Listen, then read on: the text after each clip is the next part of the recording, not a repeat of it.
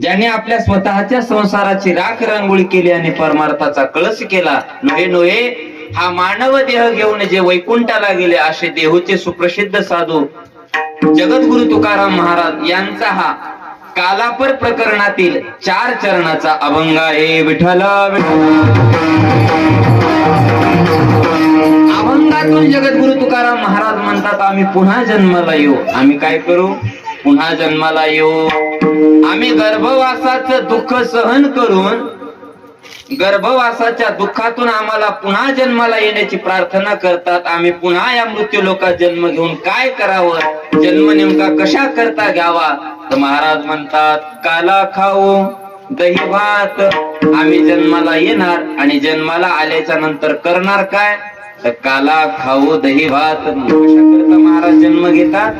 काला करण्याकरता आणि काल्याचा प्रसाद घेण्याकरता जन्माची काय करतात? प्रार्थना करतात. महाराज या ठिकाणी तुम्ही म्हणता आम्ही मृत्यू लोकांमध्ये जन्माला येणार, काल्याकरता जन्माला येणार, काल्याच्या प्रसादाकरता आम्ही जन्माला येणार. आम्हाला कळालं. मग तुम्ही येणार म्हणता, काल्याकरता येणार म्हणता, मग तुम्ही जिथून येणार आहात तिथं काला नाही का? तुम्ही जिथून येणार आहात काल्याकरता तिथं तुमचा काला नाही का तुम्हाला मिळणार? तर महाराज म्हणतात, आम्ही जिथं राहतो त्याचं नाव आहे वैकुंठ, आणि त्या जर वैकुंठात काला असतात आम्ही या मृत्यू लोकांमध्ये आलो नसतो. महाराज म्हणतात, वैकुंठी तो ऐसे नाही. मग वैकुंठामध्ये काय नाही? काला नाही. म्हणून कवळ काही काल्याचे या मृत्यू लोकातच काय आहे? काला आहे. महाराज कळालं आम्हाला, कळालं. तुम्ही जन्म घेणार, काल्याकरता तुम्ही जन्म घेणार, तो काला वैकुंठात नाही हे तुम्ही आम्हाला सांगितलं. काल्याचं महत्व तुम्ही आम्हाला सांगायला लागले. महाराज जो काही तुम्ही या मृत्यू लोकांमध्ये येऊन करणारा जो काला करणार आहात, तो काला तुम्ही एकटेच खाणार का सर्वांना देणार? तर महाराज म्हणतात, एकमेका देवमुखी सुखे घालू उंबरी. तो काला आम्ही सर्वजण करणार आणि तो आम्ही काला केलेला सर्वजणांना देणार. कळालं महाराज आम्हाला? तो काला तुम्ही सर्वजणांना देणार असं? हो. बर तो काला नेमकं तुम्ही कुठं करणार? काला करण्याचं काही ठिकाण आहे का? एखाद्या बिल्डिंग मध्ये, एखाद्या घरामध्ये, एखाद्या गार्डन मध्ये, एखाद्या वॉटर हाऊस मध्ये नाही. महाराज तुकाराम महाराज म्हणतात, काला कुठं होत असतो? तुका म्हणे वाळवंट बरवे नीट उत्तम. वाळवंट याने आपले शरीराला वाळवंट म्हटलेले. म्हणून महाराज म्हणतात, तो काला करण्याकरता आम्ही या मृत्यू लोकांमध्ये पुन्हा पुन्हा जन्म घेणार. कशा करता? काला करण्याकरता. विठ्ठला अभंगावर सविस्तर बोलण्यापूर्वी थोडासा परिहार देणं गरजेचं आहे. कैवल्यांचे पुतळे ज्ञानी यांचे शिरोमणी योग्याचे माऊली साधकाचे मायबाप अलंकापूर पीठाधीश्वर विश्वसंत माऊली महावैष्णव ज्ञानोबाराच्या अगाध असीम कृपेद्वारा, विश्व माऊली भगवान श्री तुकोबाराच्या अगाध असीम कृपेद्वारा गावाचं ग्रामदैवत पवनसुत असणारे, मालकाची सेवा करणारे, या ठिकाणी बजरंग बलीच्या पवित्र या प्रांगणामध्ये गौमातेच्या कृपाने, साधू संतांच्या आशीर्वादाने, श्री संत सेवालाल महाराजांच्या आशीर्वादाने या ठिकाणी हा वैकुंठवासी आमचे श्री परमार्थ स्नेही भाऊराव मणिराम जाधव महाराज यांच्या 6व्या पुण्यतिथीच्या निमित्ताने या ठिकाणी हा 1.5 दिवसाचा भक्ती महोत्सव, संकीर्तन महोत्सव आपण या ठिकाणी आयोजित केलेला आहे.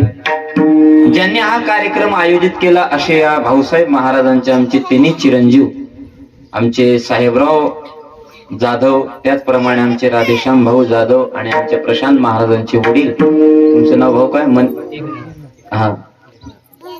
मेघनाथ भाऊ जाधव, एकनाथ भाऊ जाधव. या ठिकाणी या तिन्ही चिरंजीवाने आपल्या स्वतःच्या जन्म देणाऱ्या वडिलाच्या 6व्या पुण्यतिथीच्या निमित्ताने या ठिकाणी हा 1.5 दिवसाचा कार्यक्रम आयोजित केलेला आहे. मायबाप एक वाक्य सांगतो ऐका. ए चिल्लर बोल नका, बोल नका.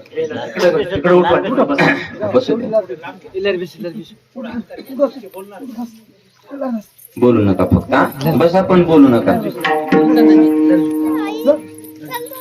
हा 1.5 दिवसाचा जो काही कार्यक्रम आयोजित केलाय, हे बघा, प्रत्येकावर 3 प्रकारचे ऋण असतात. एक आईचं ऋण असतं, एक वडिलाचं ऋण असतं आणि एक गुरुचं ऋण असतं महाराज. पण या 3 ऋणातून आपल्याला जर मुक्त व्हायचं असेल या तिन्ही ऋणामध्ये ही शास्त्रकाराने तिन्ही ऋणाचं फार मोठं महात्म्य गरुड पुराणामध्ये कथन केलेलं आहे बघा.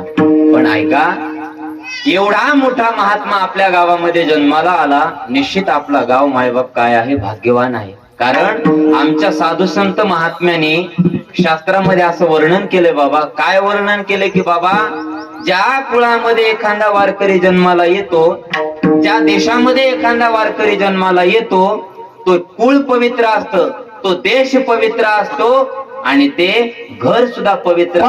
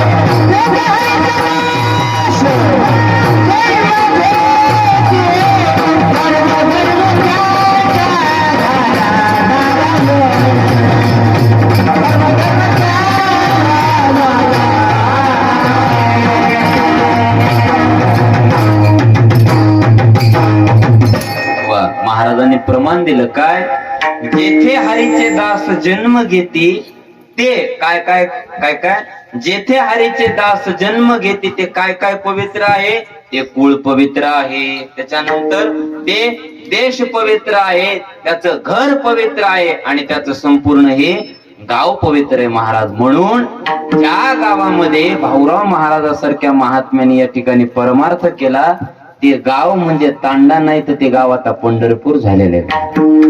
कारण आमच्या संत महात्म्याने ज्ञानेश्वर महाराजांनी ज्ञानेश्वरीमध्ये एक ओवी सांगितली, बाबा जिथं देवाचे भक्त राहतात, जिथं वैष्णव राहतात, जिथं हरिदास राहतात, ते गाव गाव नसते तर ते गाव तीर्थ असतं. काय असतं ते गाव? गाव नसतं तर ते गाव काय असतं? तीर्थ असतं. का? कारण जिथं ग्रंथाचं अध्ययन होतं, जिथं भगवंताचं स्मरण होतं, जिथं भगवंताची उपासना होती, ते गाव गाव न राहता ते काय होत असतं? तीर्थक्षेत्र होत असतं. आणि ऐका महाराज, ज्या महात्म्याने तुमच्या आमच्या गावामध्ये या ठिकाणी जवळजवळ 70 ते बरोबर ना बाबा गंगाराम बाबा किती वर्ष? 65-66 वर्ष जे काही गृहस्थ आश्रमामध्ये त्यांनी पदार्पण करून आपलं जीवन व्यतीत केलं, त्यांचा जो जीवनाचा या ठिकाणी घटनाक्रम होता, दिनचर्या होती, मी असं ऐकलंय. मगाशी आम्ही बसलो होतो, भगवान बाबा पांडुबाबा बंजारा समाजामध्ये जन्माला आले, पण त्यांनी ज्ञानोबा तुकोबाची पांडुरंगाची उपासना केली. महाराज कोणाची केली? पांडुरंगाची उपासना केली. आयुष्यभर त्यांनी जेवढा काही त्यांचा या ठिकाणी जीवनाचा प्रवास होता, तो प्रवास भगवंताच्या भक्तीमध्येच व्यतीत केला. बघा, मला मगाशी एक सुंदर त्यांनी त्यांचा घटनाक्रम सांगितला की बाबा आम्ही एका गावाला कीर्तनाला जात होतो, त्यांची भगवंताविषयीची निष्ठा किती होती आणि या देहाबद्दल त्यांना प्रेमच नव्हतं. वाळकीवाडीला कीर्तनाला जात होते. जात असताना त्यांना महाराज, त्या काळामध्ये तर काही गाड्या वगैरे नव्हत्या, आता आपल्यासारख्याला गाड्या झाल्यात, घोड्या झाल्या, सुंदरपैकी लोक दक्षिणा द्यायलेत, अशी रुमाल द्यायलेत, नारळ द्यायलेत, त्याच्या खाली पाकिट द्यायलेत, हे का नाही? तरी आपण नाराज व्हायला लागलो, हे का नाही? खुश आहेत का आपण? पण त्यांच्या काळामध्ये त्यांनी इथं वाळकेवाडीला कीर्तनाला जात असताना, दुधडला कीर्तनाला जात असताना त्यांना सापाने दंश केला. साप चावला त्यांना, आणि साप चावल्याच्या नंतर त्यांच्यासोबत हे आणि दुसरे होते मी. सोबत असणाऱ्यांना भीती वाटली, बाबा आम्ही गावातले, तुम्हाला साप चावलाय, चला तुम्ही रिटर्न कुठं घरला, आपण दवाखाना करू. साप चावल्याला असताना महाराज ते काय म्हणले, अरे अगोदर त्याच झाल्याशिवाय घराकडे जायचं नाही. अगोदर त्यानं जर ठरवलं आपलं कीर्तन बंद पाडायचंय तरच आपण कीर्तन बंद करू. त्याने जर ठरवलं की मला कीर्तन करायचंय, करू द्यायचं, तरच आपण कीर्तन करायचं. मी घरला येणार नाही. साप चावलेला असताना महाराज सापाने दंश केला आणि दंश केलेल्या पायानं ते कीर्तनाला गेले दुधडला. कीर्तन 2 तास कीर्तन केलं. 2 तास कीर्तन केल्याच्या नंतर त्यांचे पाय एवढाले सुजले, तरीही त्यांनी देहाची पर्वा केली नाही. परत कीर्तन करून घरी आले. घरी आल्याच्या नंतर सुद्धा त्यांनी त्यांचं जे काही वाचन होतं, जे काय पारायण होतं, ते पारायण केलं. मला सांगा, सर्पदंश झाल्याच्या नंतर माणूस किती वेळ वाचतो? किती? 1 तास. आताचे तर विषारी साप एवढे डेंजर झालेत, माणूस सर्प चावल्या बरोबर त्या सापाच्या दंशाने 1 तास लागेल, पण माणूस मनाच्या भीतीनं 15 मिनिटात गोइंग टू यमपुरी. 15 मिनिटात माणूस घाबरून मरतो ना महाराज. भीती वाटते मरणाची. साप चावला, साप चावला, आता विष सगळ्या अंगानं माझ्या पसरणार. विष पसरल्याच्या नंतर काय शरीरात या ठिकाणी पॉइझन जाणार, आणि पॉइझन मुळे काय होणार? मृत्यू होणार. पण महाराज मला सांगा, रात्री 11ला चावलेला साप, पण आमच्या भाऊराव महाराजांच्या काय तपश्चर्येची ताकद होती महाराज, त्यांना 2 दिवस काहीच झालं नाही. बरोबर आहे ना?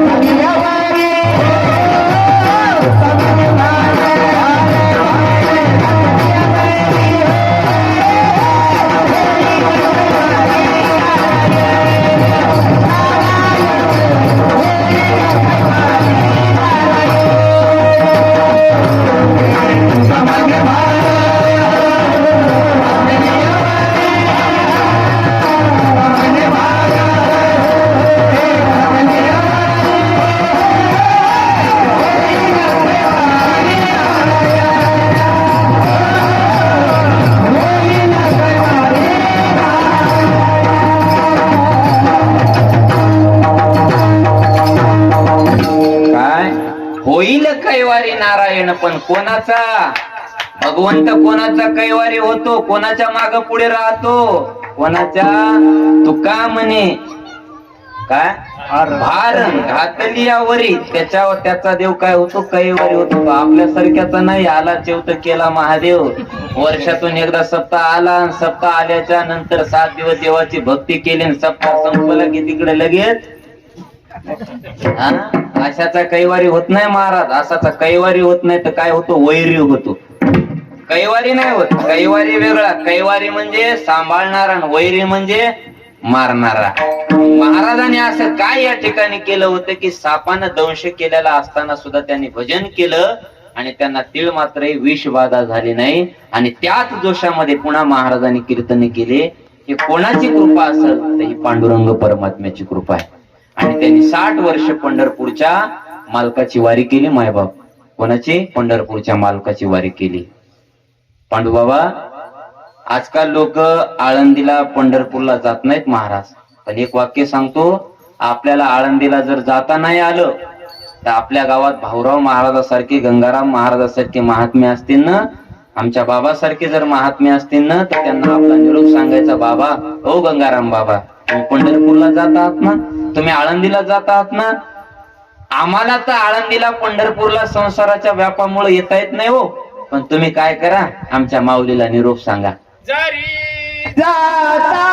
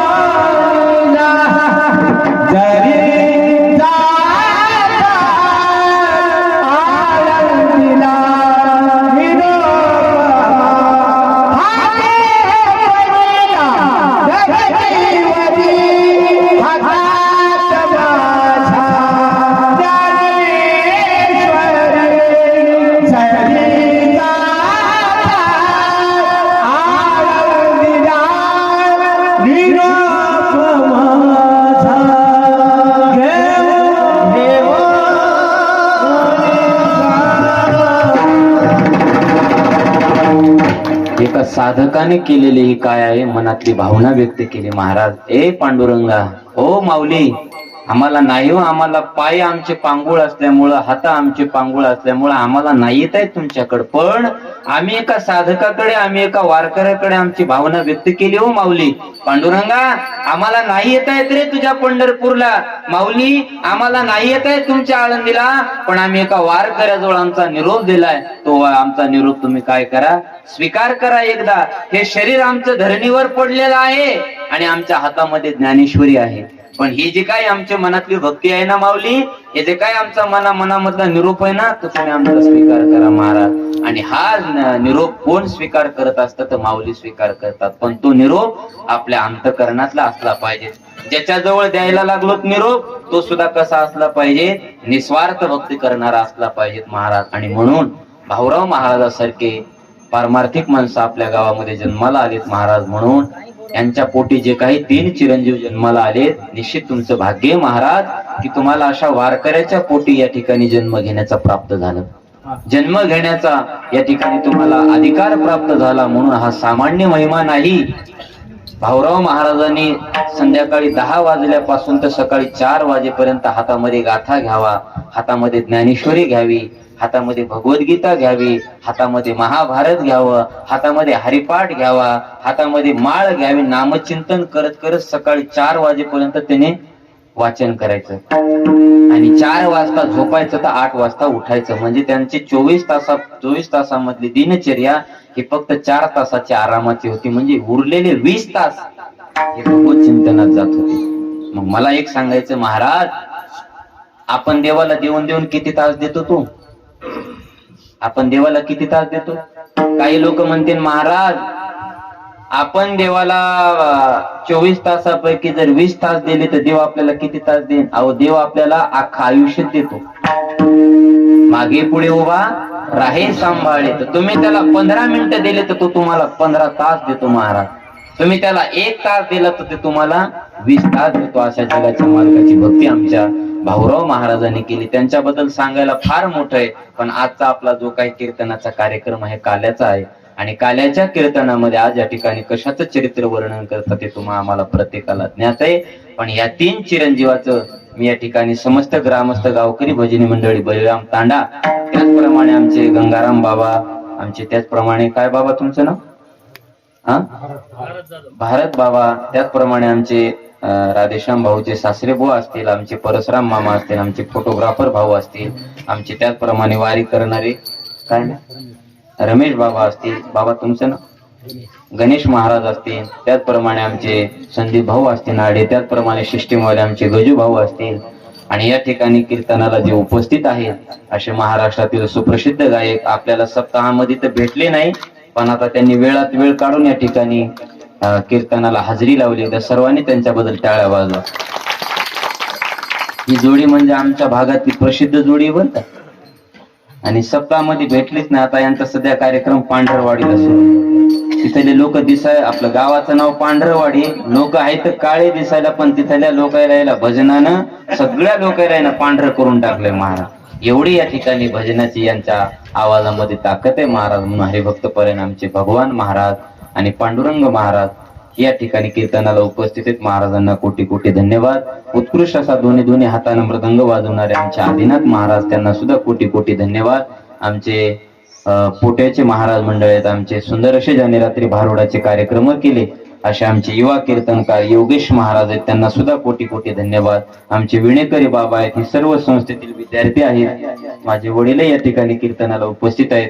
सर्वच माता माऊल्या, आमच्या श्रीकांत महाराजांच्या आई वडील, आमच्या प्रशांत महाराजांचे आई वडील, सर्व त्यांचा हा परिवार या ठिकाणी कीर्तनाकरता उपस्थित आहे.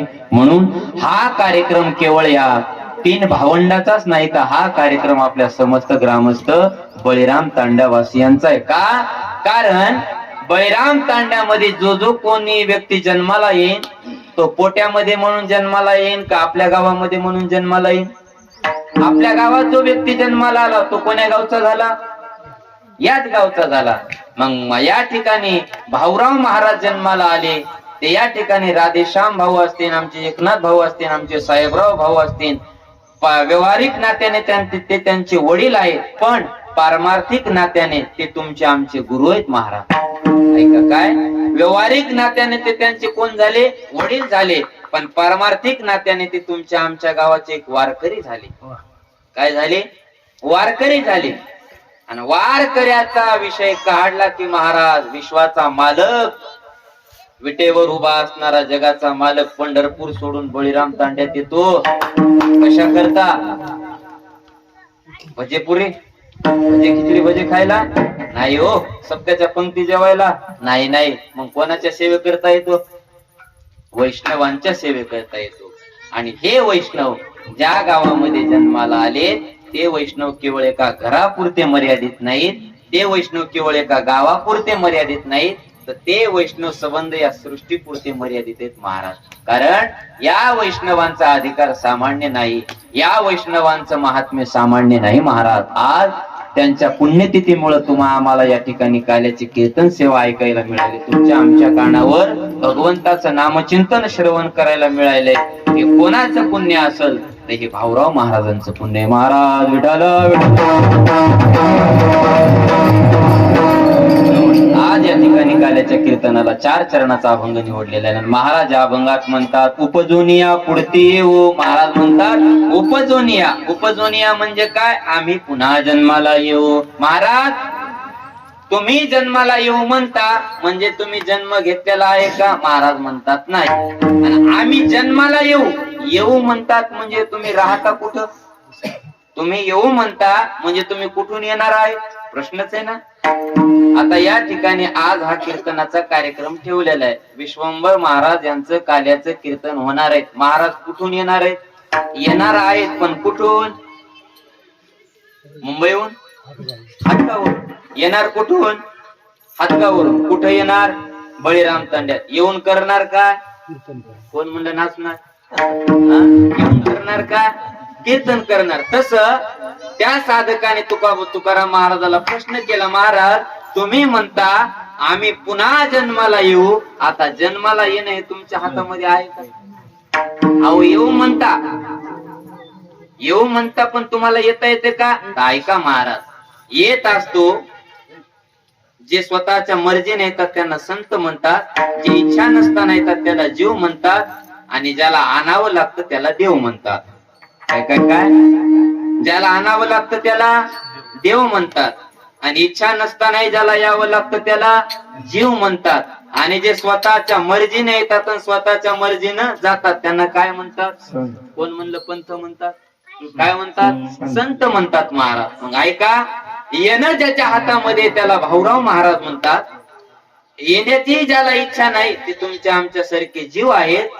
आणि इथं ज्यांना आणावं लागतं, मारुतीरायासारखे, प्रभू रामचंद्रासारखे, भोले बाबा सारखे, भगवान कृष्ण परमात्म्यासारखे देवाला इथं काय करावं लागतं, आणावं लागतं. त्यांची मूर्ती स्थापना करून आपल्या गावामध्ये स्थापन करून त्यांना मंदिर वगैरे करून त्यांना बसवावं लागतं.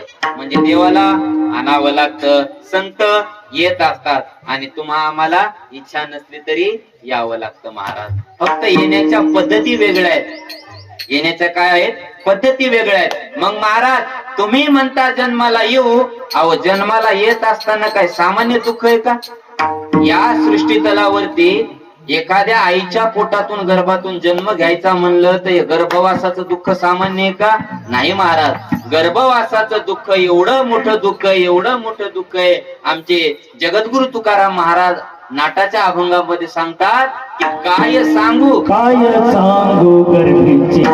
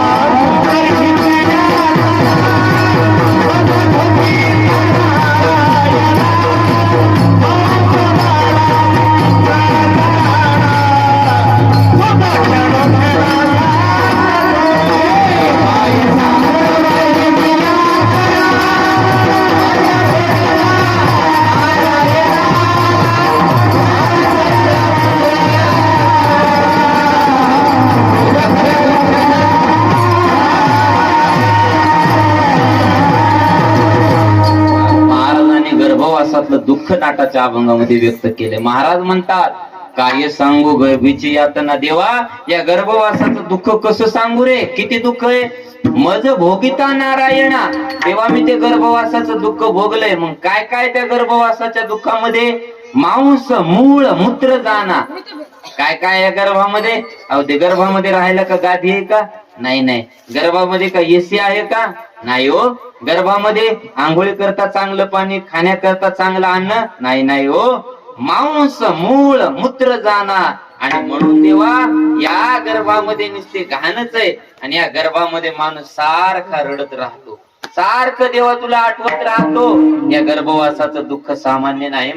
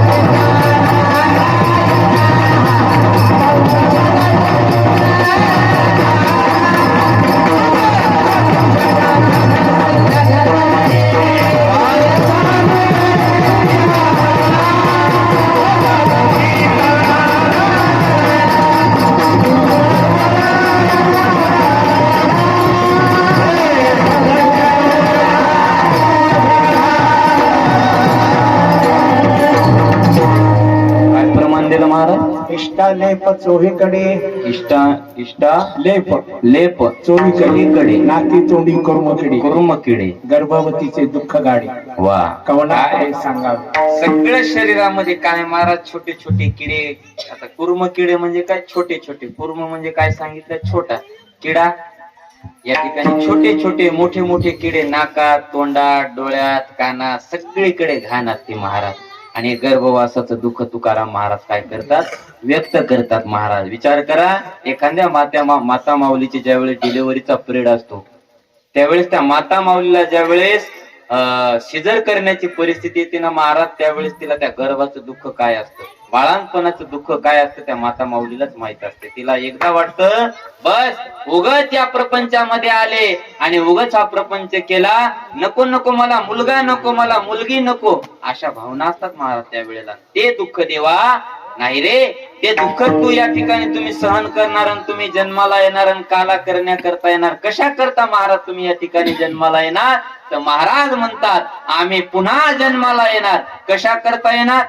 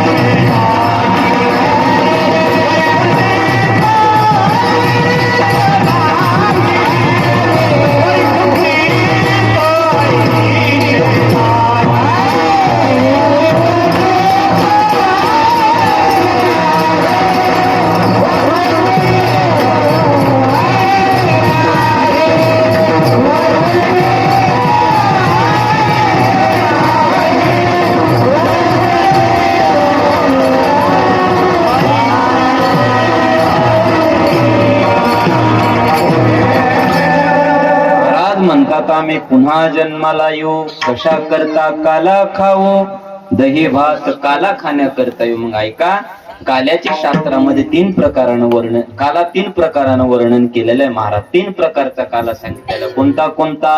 दही भाताचा काला, हरिनामाचा खिचडी काला आणि तुका म्हणे काला कोठे अभेद देखिला. जीव शिवाचं ऐक्य. त्याच्यानंतर हरिनामाचा खिचडी काला म्हणजे काय, हे जे आता या ठिकाणी आपल्याला शिंक बांधलेलं दिसायले, दही हंडी बांधलेली दिसायली. या दही हंडी मध्ये काय आहे? भेळ आहे, पाणीपुरी आहे, वडापाव आहे, खिचडी आहे, भजे. बरोबर आहे? काय याच्यामध्ये? मग याच्यामध्ये काय आहे? लाया आहेत, दही आहे, पोहे आहेत. बरोबर आहे? मग ऐका, दह्याचा अर्थ काय, लाहीचा अर्थ काय? ऐका, प्रेमाचं दही आणि भक्तीचं लाही. ऐका काय? प्रेमाचं दही आणि भक्तीचं लाही. भक्ती करत असताना ती भक्ती कशाने करावी? प्रेमाने करावी. म्हणून हा जो काला आहे, हा काला जो काही दही भाताचा काला आहे, हा स्थूल देहाची पुष्टी करणार आहे. म्हणजे काय, आपण जो काही या ठिकाणी काला प्राशन करणार आहोत, तो काला हा या स्थूल देहामध्ये जाणार आहे. आणि हरिनामाचा जो खिचडी काला आहे, तो सूक्ष्म देहाची पुष्टी करणार आहे. आणि जो तुका म्हणे काला कोठे अभेद देखिला, हा कारण देहाची काय करणार आहे? पुष्टी करणार आहे. मग या दिसणाऱ्या देहाला कोणता देह म्हणतात? गंगाराम बाबा, स्थूल देह. याच्यामध्ये अजून एक देह कोणता? सूक्ष्म देह. आणि त्याच्यामध्ये अजून एक देह दुसरा कोणता? कारण देह. त्याच्यामध्ये अजून एक देह, त्याला काय म्हणतात? महाकारण देह. आणि पुन्हा त्या महाकारण देहामध्ये एक दुसरा देह, अतिकारण देह. या अवस्थेला आम्ही जात नाही. आम्ही फक्त या स्थूल देहाच्या अवस्थेपर्यंत पोहोचलेलो. आपल्याला सूक्ष्म देहाच्या नाही, सूक्ष्म देहाचं ज्ञान नाही, त्याच्यानंतर कारण देहाचं ज्ञान नाही, महाकारण देहाचं ज्ञान नाही आणि अतिकारण देहाचं सुद्धा ज्ञान नाही. आम्ही फक्त या दिसणाऱ्या देहालाच काय समजतो? देव समजतो. पण याला देव समजलेलं नाही. मग 3 प्रकारचा काल आहे महाराज. मग काल्याचं महात्म्य कोणाला कळालं? संत महात्म्याला कळालं. ज्या संत महात्म्याला काल्याचं महात्म्य कळालं, ते संत महात्म्य कुठून आले? आम्ही वैकुंठवासी आलो याची कारणासी, बोलिले जे ऋषी साच भावे वर्ताव्या. आपण ज्या लोकांमध्ये राहतो त्याला मृत्यू लोक म्हणतात. संत ज्या लोकांमध्ये राहतात त्याला वैकुंठ म्हणतात. आणि भगवंत ज्या लोकांमध्ये राहतात त्यांना कोणतं लोक म्हणतात बाबा? गोलोक म्हणा, सत्यलोक म्हणा. त्याच्यानंतर अमरावती म्हणजे इंद्रदेवाची काय आहे? राजधानी. सत्यलोक म्हणजे ब्रह्मदेवाची राजधानी. बरोबर आहे ना? या सत्य लोकांमध्ये, या इंद्र लोकांमध्ये भगवंत, संत महात्मे, ऋषी मुनी जे काय ते काय करतात? वास्तव्य करतात. मग तुकाराम महाराज तर वैकुंठात आहेत आणि तुकाराम महाराज म्हणतात आम्ही काला करण्याकरता मृत्यू लोकांमध्ये येऊ. मग एवढं काय या काल्यामध्ये असं दडलेलं महात्मे महाराज? तर ऐका, आपण जगात जेवढे काही पाप केलेत, आतापर्यंत आपण जेवढे काही पाप केलेत, ते पाप आपले एका काल्याचं कीर्तन ऐकल्याच्या नंतर सर्व पाप नष्ट होतात. कशानं? भगवंताच्या चरित्र ऐकल्यानं, भगवंताचे गुणगान ऐकल्यानं, भगवंताच्या कथा आपल्या अंतःकरणात साठवल्यानं काय होतात? जगातले सगळे पाप काल्याचं कीर्तन ऐकल्याच्या नंतर नष्ट होतात. आणि विशेष महाराज, भगवान कृष्ण परमात्म्याचं प्रागट्य हे काय सामान्य प्रागट्य नाही बघा. नवल आहे. काल्याचं कीर्तन म्हणलं की नवलच असतं. विचार करा, कार्यक्रम रामनवमीचा असो, बरोबर आहे? कार्यक्रम रामनवमीचा असतो, पण शेवटच्या दिवशी वर्णन कोणाचं असते? रामाचं का कृष्णाचं? महाशिवरात्रीचा कार्यक्रम असू द्या, पण शेवटच्या दिवशी वर्णन कृष्ण कोणाचं? चंपाषष्ठीचा कार्यक्रम असू द्या, पण शेवटच्या दिवशी वर्णन कोणाचं? कृष्णाचं. नवरात्रमध्ये 9 दिवसाचे नवरात्रमध्ये कार्यक्रम असू द्या, पण शेवटच्या दिवशी वर्णन कोणाचं? कोणाचं? कृष्णाचं. मग असं काय या भगवान कृष्ण परमात्म्याचं वर्णन आहे? असं काय याच्या चरित्र कथा आहेत? असं याचं काय महात्म्य? आपल्याला त्याचं थोडक्यात वर्णन ऐकायचं महाराज. मग काला हा 3 प्रकारचा आहे पांडुबाबा भगवान बाबा. कोणता कोणता? दही भाताचा काला, हरिनामाचा खिचडी काला आणि तुका म्हणे काला न कोठे अभेद देखिला. मग महाराज म्हणतात आम्ही काला करण्याकरता या ठिकाणी अमृत्यू लोकामध्ये येऊ. महाराज कळाला आम्हाला काला करण्याकरता तुम्ही अमृत्यू लोकामध्ये येणार आहात. आणि आल्याच्या नंतर तो काला या ठिकाणी तुम्ही जिथं आहात, तुम्ही ज्या वैकुंठामध्ये आहात, तो काला फक्त या मृत्यू लोकांमध्येच आहे का त्या वैकुंठात सुद्धा काला आहे? तर तुकाराम महाराज म्हणतात बाबा आम्ही जिथं राहतो त्याला वैकुंठ म्हणतात. त्या जर वैकुंठामध्ये काला असता तर आम्ही या मृत्यू लोकांमध्ये काला करण्याकरता आलो नसतो. मग काला कुठं आहे कुठं नाही तर महाराज अभंगाच्या दुसऱ्या चरण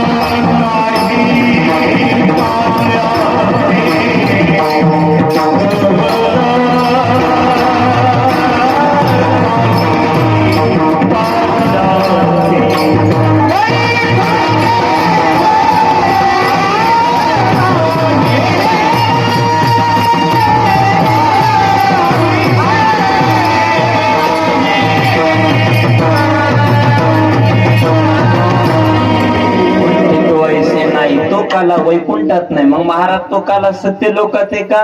ब्रह्मदेव जिथं राहतात तो काला तिथं आहे का? महाराज म्हणतात तो काला तिथं सुद्धा नाही. मग तो काला अमरावती म्हणजे इंद्रदेवाच्या राजधानीत आहे का? तर महाराज म्हणतात आज ओस अमरावती काला पहावया येते. आणि पुढे काय? देव विसरती देहभाव आपुला. मग काला कुठे होत असतो?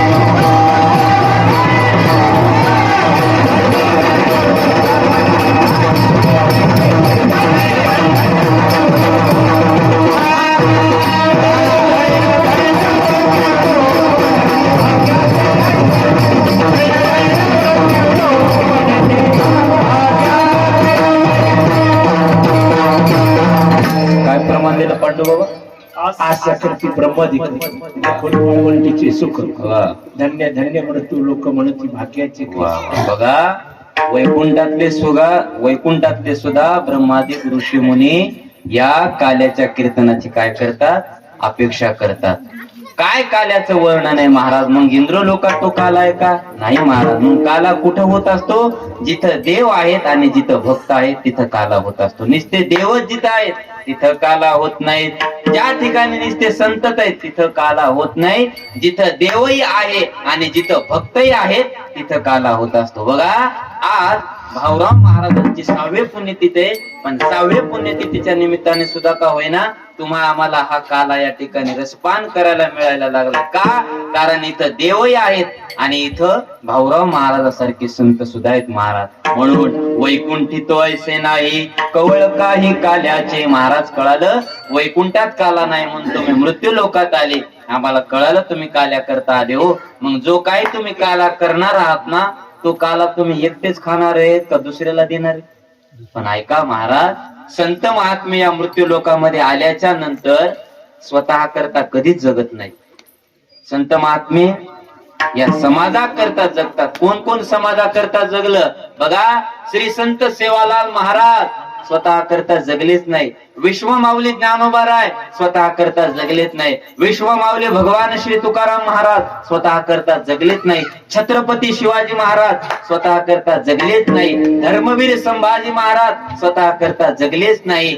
या भूतलावरती जे जे कोणी शूरवीर राजे महाराजे संत महात्मे अवतीर्ण झाले ते स्वतः करता कधी जगलेच नाही. फार कशाला आपल्या जवळ पिंपळगावला महात्मे झालेत व्यंकट बापू. बरोबर आहे? विचार करा आतापर्यंत व्यंकट बापूच्या नावानं काय स्वतःच्या नावानं प्रॉपर्टी आहे का?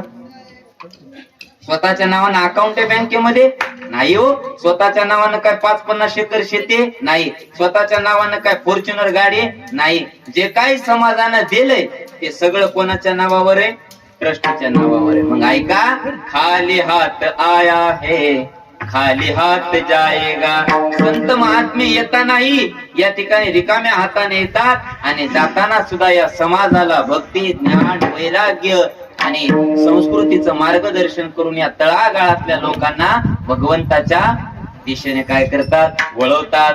ऐका, जे संत महात्मे तुमच्या आमच्या करता या ठिकाणी अवतीर्ण होतात, तुमच्या आमच्या जड जीवाचा उद्धार करण्याकरता या ठिकाणी अहोरात्र भगवंताची भक्ती करतात. तुम्हा आम्हाला धर्माचा भक्तीचा ज्ञानाचा वैराग्याचा उपदेश करून तुमच्या आमच्या डोळ्यामध्ये भक्तीचा अंजन या ठिकाणी काय करतात? लावतात आणि तुम्हा आम्हाला पंढरपूरच्या पांडुरंगाची ओळख करून देतात आणि सांगतात की बाबा या जगामध्ये या भगवंताशिवाय दुसरं काही सत्य नाही. आणि विचार करा, आज जर भाऊराव महाराजासारखे संत आपल्या गावात झाले नसते गंगाराम बाबा तर आपलं गाव आतापर्यंत सुधारलं असतं का? आपल्या गावात जे काही मांस विक्रीचे दुकानं होते हे कोणामुळे बंद झाले? भाऊराव महाराजांमुळे. आज आपल्या गावामध्ये मंदिरामध्ये टाळ वाजवायला वाजला कोणामुळं? भाऊराव महाराजांमुळं. आज आपल्या गावामध्ये लोकांनी माळी घातल्या कोणामुळं? भाऊराव महाराजांमुळं. मग एक जर गावामध्ये हरिभक्त जन्माला आला तर संपूर्ण गाव महाराज काय होतं? बदलतं. भक्तीमुळं ज्ञानामुळं वैराग्यामुळं. एक व्यंकट बापू जन्माला आले पिंपळगाव मध्ये तर संपूर्ण नांदेड जिल्हा महाराज त्यांनी भक्तिमय करून टाकलाय, धर्ममय करून टाकलाय. कोण? व्यंकट बापून. मग एक महात्मा जर संपूर्ण जिल्ह्याला बदलत असेल, भाऊराव महाराजासारखे संत एका गावाला का बदलू शकणार नाही? का बदलू शकणार नाहीत? आज भाऊराव महाराजांचं शिष्यमंडळ बऱ्याचशा गावामध्ये बघा. मग कशामुळे? काय भाऊराव महाराजांचं दारूचं दुकान होतं? नाही. मांसाचं दुकान होतं? नाही. काय किराणा दुकान होतं जिथं तंबाखू मिळतो, गुटखा मिळतो, आहे का नाही? त्याच्यानंतर सिगारेट मिळतात, बिड्या मिळतात, साखर तूप तेल काय आपलं चटणी मीठ मिळतंय असं दुकान होतं? नाही. त्यांचं दुकान होतं घातला दुकान देते आली अशी दान, संत उदार उदार. इथं काय मिळणार आहे? इथं भक्ती मुक्ती फुकाच साठी. इथं काय मिळणार आहे? भक्ती मिळणार आहे, इथं मुक्ती मिळणार आहे. मग महाराज तो काला तुम्ही स्वतः करणार, मग कोणाला देणार? सांगतात बाबा तो काला आम्ही एकटे ग्रहण करणार नाही. बघा इथं देवाचं आणि दैत्याचं काय झालं? युद्ध लागलं. युद्ध लागलं बरं का. युद्ध म्हणतात का समुद्र मंथन म्हणतात? बाबा देवाच्या पार्षदाचं आणि दैत्याच्या पार्षदाचं काय लागलं होतं? युद्ध लागलं होतं. त्याला काय म्हणतो आपण? समुद्र मंथन. समुद्र मंथनातून काय निघलं होतं? अमृत. बरोबर आहे. अमृताकरता काय लागलं होतं? युद्ध लागलं. युद्ध लागल्याबरोबर देवाच्या दानवानी कशाकून धरलं होतं? शेपटीकून. बरोबर आहे. आणि राक्षसाच्या पार्षदानं कोणी कोण धरलं होतं? तोंडाकून. ते म्हणायला लागले आम्ही अगोदर घेणार, अगोदर आम्हाला द्या. हे म्हणतात आम्हाला अगोदर द्या, ते म्हणतात आम्हाला अगोदर द्या. शेवटी सगळे भांडणं कोणाकडे गेले? महादेवाकडे. महादेवाकडे गेल्याच्या नंतर म्हणायला लागले आम्ही अगोदर आलो, आम्हाला द्या. ते म्हणतात आम्ही अगोदर आलो, आम्हाला द्या. भांडणं लागता लागता त्यांनी सांगितले कोणालाच नाही, आता आपण काय करू, परीक्षा घेऊ. जे परीक्षेमध्ये पास होता त्यांचा पहिला नंबर. मग काय परीक्षा घ्यायची? काही नाही, 10 मिनिटांमध्ये प्रत्येकाने काय करायचं? जेवण करायचं. आणि जेवण करत असताना 10 मिनिटांमध्ये ज्यांचं जेवण उरकेल त्यांना काय करायचं? अमृत देऊन टाकायचं. देऊन टाकायचं म्हटल्याबरोबर आता पहिल्यांदा कोणाची पंगत बसवली? आता पंगत सुरुवातीची बसली. आता इथं सुद्धा प्रसादाचं काय आहे? आयोजन आहे. सगळ्या गावाला त्यांनी चुलबंद प्रसादाचं केलंय. प्रसादाला आमचे भाऊ आलाम शंकर त्यांनी चला बळीराम तांड्यातील सर्व गावकरी मंडळीला विनंती आहे, आता काल्याचं कीर्तन संपलेले आहे आणि पहिली पंगती पाहुणे मंडळीची बसन. असे आलामसिंग केल्याबरोबर काही काही नमुने असतात, बाबा मागल्या पंक्तीचं काय खरं असते, लवकर बसून घेऊ द्या. मग आल्या बरोबर बसते पहिली पंगत. मग कोणाची? राक्षसाची बसली. राक्षसाची बसल्याबरोबर 10 मिनिटाचा वेळ दिला. 10 मिनिटाचा वेळ दिल्याबरोबर महाराज जेवण करत असताना एक आठ घातली होती. कोणती? जेवण करत असताना इथं काय बांधलं होतं? एक लाकूड. ज्याला जेवायचं त्यानं, आता मला सांगा, जेवायचं म्हटल्याबरोबर असा हात केल्याशिवाय आपल्या तोंडात अन्नाचा घास जाईल का? राक्षसाचं काय केलं? अशा हाताला लाकड बांधल्या. लाकड बांधल्याबरोबर शेवटी राक्षस महाराज, राक्षसाला चांगलं तो खायला आवडते का? राक्षसाला पंक्तीला बसायचं म्हणलं काय पाहिजे? ते पाणी पाहिजे का दुसरं काय पाहिजे? राक्षसाच्या पंक्ती कुठं असतात? त्याच्या पंक्ती रोडला असतात, काट्या कुपाट्याना असतात, का नाही? त्याला पत्रवाळी लागत नाही, त्याला खाली बसायला चटई लागत नाही. त्यांना त्याच्यानंतर सुंदर सुंदर असे पंचपक्वान आवडत नाही. त्यांना चकना आणि हेच लागत. बरोबर आहे. मग राक्षस बसले. राक्षस बसल्याबरोबर महाराज ताटामध्ये वाढल्याबरोबर सुरुवात केली. सुरुवात केल्याबरोबर 1 2 3 4 5 6 7 8 9 10 मिनिटं झाले. 10 मिनिटं झाल्याबरोबर सांगितलं आता तुमचा वेळ संपलेला आहे.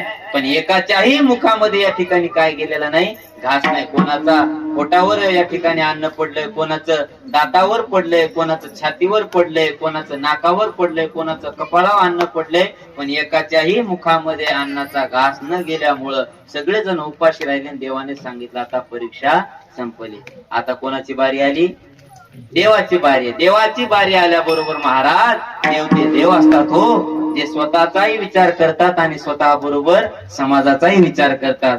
सर्वजण पंक्तीला बसल्याबरोबर या ठिकाणी एकाने इथं बसायचं आणि एकाने समोर बसायचं. या ताटातला याने घास मोडायचा, समोरच्याला खाऊ घालायचा. समोरच्याने त्याच्या ताटातला घास मोडायचा आणि पुढच्याला घास खाऊ घालायचा. अवघ्या 5 मिनिटांमध्ये प्रत्येकाचे जेवण काय झाले? फुल झाले. पोट भरले. पोट भरल्याबरोबर देव काय झाले? जिंकले. जिंकल्याबरोबर सर्वांनी या ठिकाणी आकाशवाणी केली, हे बघा तुम्हाला 10 मिनिटांमध्ये या ठिकाणी प्रसाद घेता आला नाही, पण आम्ही 5 मिनिटांमध्ये या ठिकाणी काय घेतला? प्रसाद घेतला. आता मला खरं सांगा, ज्यांनी स्वतःच पोट भरायला पाहिलं ते जिंकले का ज्यांनी दुसऱ्याला भरवलं ते जिंकले? दुसऱ्याला भरवलं ते जिंकले. म्हणून मायबाप ऐका, हे सुद्धा संत महात्मे असे आहेत की काला करत असताना स्वतःही काला करतात आणि तुमच्या आमच्या सारख्या जेड जीवांना सुद्धा काल्याचा प्रसाद देतात. महाराज तो प्रसाद तुम्ही एकटे ग्रहण करता का? तर म्हणतात एकमेका देवमुखी सुखे घालू हुंबरे.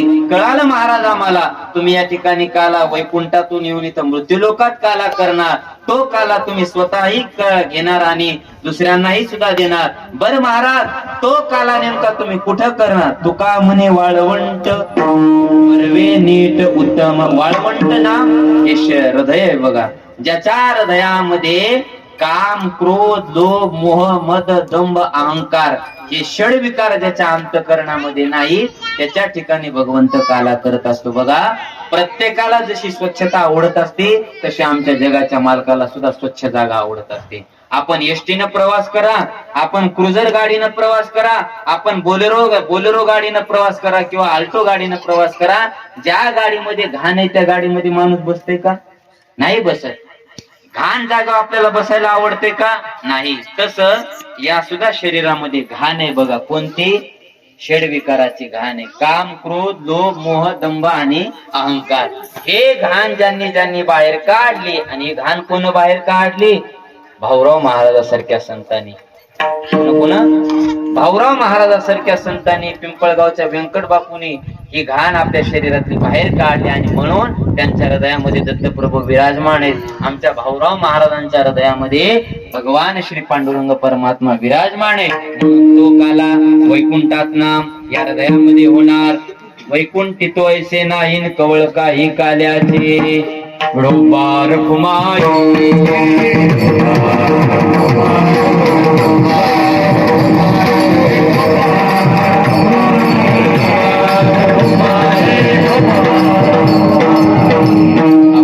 थोडक्या भावार्थामध्ये मी विश्लेषण केलेलं. आपल्याला भगवंताच्या चरित्राचं थोडक्यात वर्णन करायचं, सेवेला काय करायची, पूर्ण आहुती द्यायची. बघा प्रत्येकाने काय करा, मुखाने जयघोष करा, हाताने टाळी वाजवा. विचार करा, माता माऊल्या एवढ्या प्रेमाने टाळ्या वाजवल्या, तर तुम्ही टाळी सुद्धा.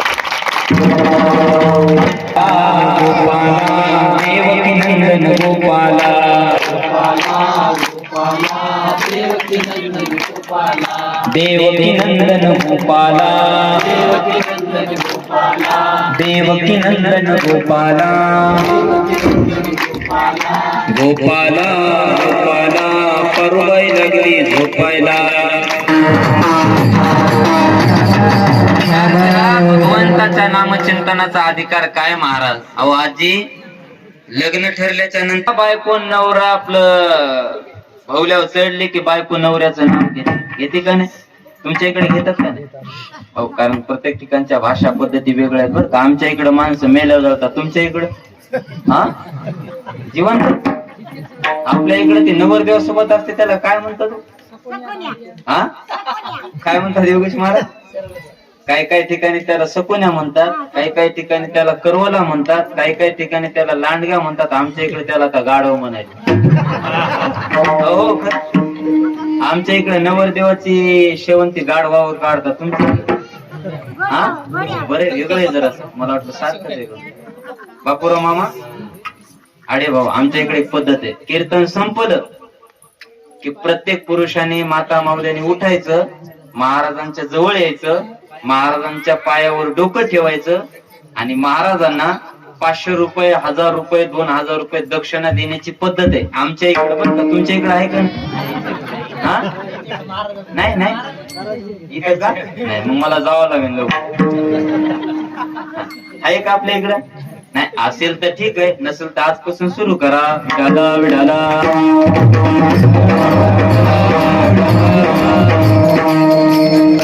प्रत्येक ठिकाणच्या भाषा पद्धती वेगळ्या आहेत. बघा बघा, एकदा भावल्यावर जर बायको चढली तर बायको एकदा नवऱ्याचं नाव घेते तर नवरा आयुष्यभर तिच्या ताब्यात राहतो का नाही? कोणाच्या काय बाईची ताकद आहे महाराज. एका बाईने नवऱ्याला आवाज दिला, हो इकडे या म्हणजे. नवरा मीटिंग मधला उठला आणि किचन रूम कडे आला. म्हणला काय काम आहे सांग. ती काहीच नाही म्हणली, या बोटात किती ताकद आहे मला बघायचं. काय म्हणली? या बोटात किती ताकद? मग हाताच्या 10 बोटापैकी एका बोटात जर एवढी ताकद असेल तर उरलेल्या 9 बोटामध्ये किती ताकद असेल ही प्रत्येकाला माहिती आहे. माझ्या सगळं विडाला विडाला आमचं काऊन घेतलं, आमचं सांगितलं की लोकांना जरासं हसू येते. एवढं आमचं इतकं लिहिलं नाही सांगायचं. बरोबर आहे. एकदा बायको नवऱ्याचं नाव घेते, आयुष्यभर नवरा तिच्या ताब्यात राहतो का नाही? आमच्या गावात छकीचं लग्न झालं, आणि छकीचं लग्न झाल्याबरोबर छकी मला म्हणजे, महाराज मग लग्न झालं, माझ्या लग्नामधलं नाव ऐकायचंय का? म्हणलं तू नाव घेतो का काय? म्हणजे हा. म्हणलं घे बरं नाव. तिने नाव घेतलं बाबा. ती काय म्हणते माहितीये का? शंकराला वाहिलं बेल, लक्ष्मीला वाहिली तुळस. काय? शंकराला वाहिलं बेल, लक्ष्मीला वाहिली तुळस, आणि अमक्या अमक्या रावाचं नाव घेते बाई, मला नाही आळस. साधच नाव का? भारीच घेऊ. तिने दुसरं मॅन काय साधं नाव घेतलं, भारीच घे. तिने एवढं नाव सुंदर घेतलं बापूराव मामा. ती काय म्हणली माहितीये का? देवळे देवळे देवळे देवळे देवळीत होता आल्लू. काय म्हणली? देवळे देवळे देवळे देवळे देवळीत होता आल्लू, आणि नवरा निव्वळ कुत्र्याचं पिल्लू. आता विचार करा महाराज, ऐका. एकदा बायको भवल्यावर चढल्याच्या नंतर नवऱ्याचं नाव घेते तर नवरा आयुष्यभर कोणाच्या ताब्यात राहतो? बायकोच्या. पण ऐका, आमचे संत महात्मे अहो रात्र देवाचं नामचिंतन करतात. गौरव महाराजांसारखे आमचे संत महात्मे देवाचं अहो रात्र नामचिंतन करतात. मग देव त्यांचे काम का नाही करणार? साधा सरळ सोपा आहे ना महाराज.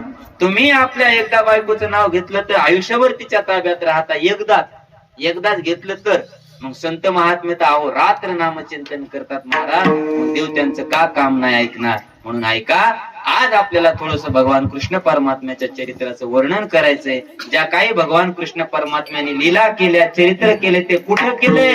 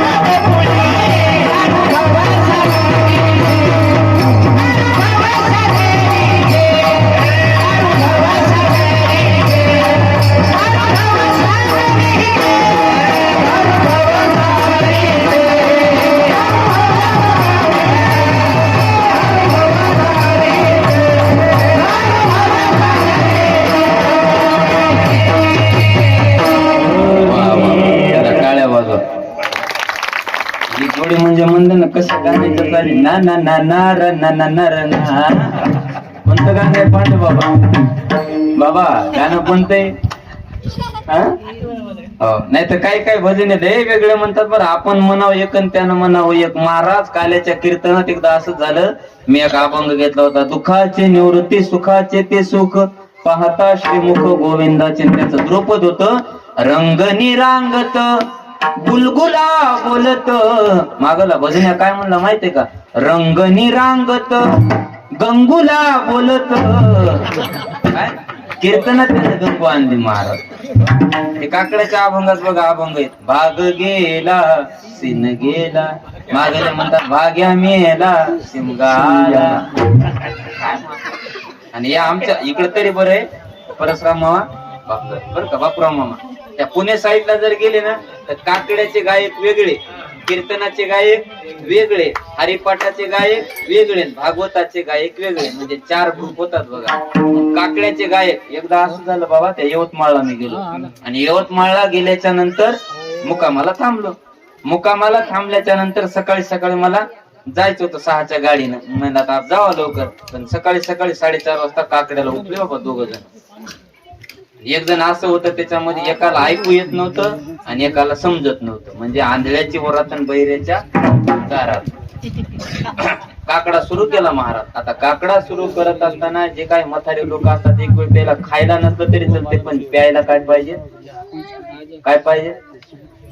कोण म्हणलं दारू? काय लागते? चहा लागते महाराज. एक जण उठलं, पण उठल्याबरोबर त्यानं सुरू केला. उठा सकळ जन उठले नारायण,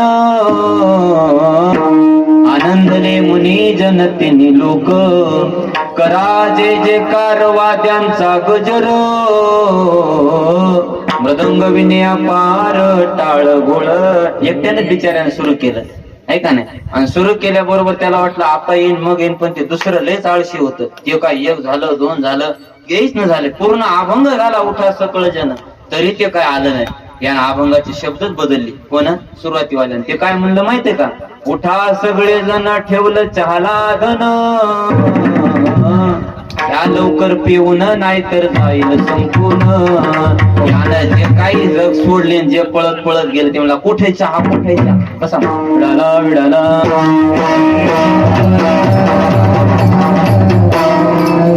हे भजने म्हणजे कसे मुरलेलं लोणचं महाराज. हे न मारुतराव महाराज दस्तापूरकर, मोतीराम महाराज फळेकर, त्याच्यानंतर आमचे अच्युत महाराज असतील, मुडेकर महाराज असतील, या लोकांच्या कीर्तनामध्ये यांनी साथ केलेली आहे बघा. आणि असे भजने तुम्हाला आम्हाला भेटले. किती सुंदर चालवली चरित्र ते उच्चारावे. केले देवे द्वारके नाही केले देवे मथुरे, नाही केले देवे गोकुळी. कुठे केलं म्हणतात? गोकुळात जे काही भगवंताने या ठिकाणी चरित्र केलं, लीला केल्या, जे काही कार्य केलं त्याचं वर्णन म्हणजे काल्याचं कीर्तन आहे. त्याच्यातले आपल्याला दोनच लीला बघायच्या आणि सेवेला पूर्ण विराम द्यायचा. बघा, कारागृहामध्ये श्रावण शुद्ध अष्टमीला जगाच्या मालकाचं काय झालं? प्रागट्य झालं. कोणाच्या पोटी झालं? वसुदेव माझा पिता आहे, देवकी माझी माता. कोण कोण? वसुदेव आणि देवकी माता यांच्या पोटी जगाच्या मालकाने काय केलं? अवतार धारण केला. आणि अवतार धारण केल्याच्या नंतर सगळा इतिहास बारकाने तुम्ही कथा भाग ऐकलेला आहे. बघा, जगाच्या मालकाने सांगितलं, बाबा मला इथं ठेवू नका, कारण हा कंस दुराचारी. मग तुला नेऊ कुठं? जगाच्या मालकाला कशामध्ये घेतलं? नंदाच्या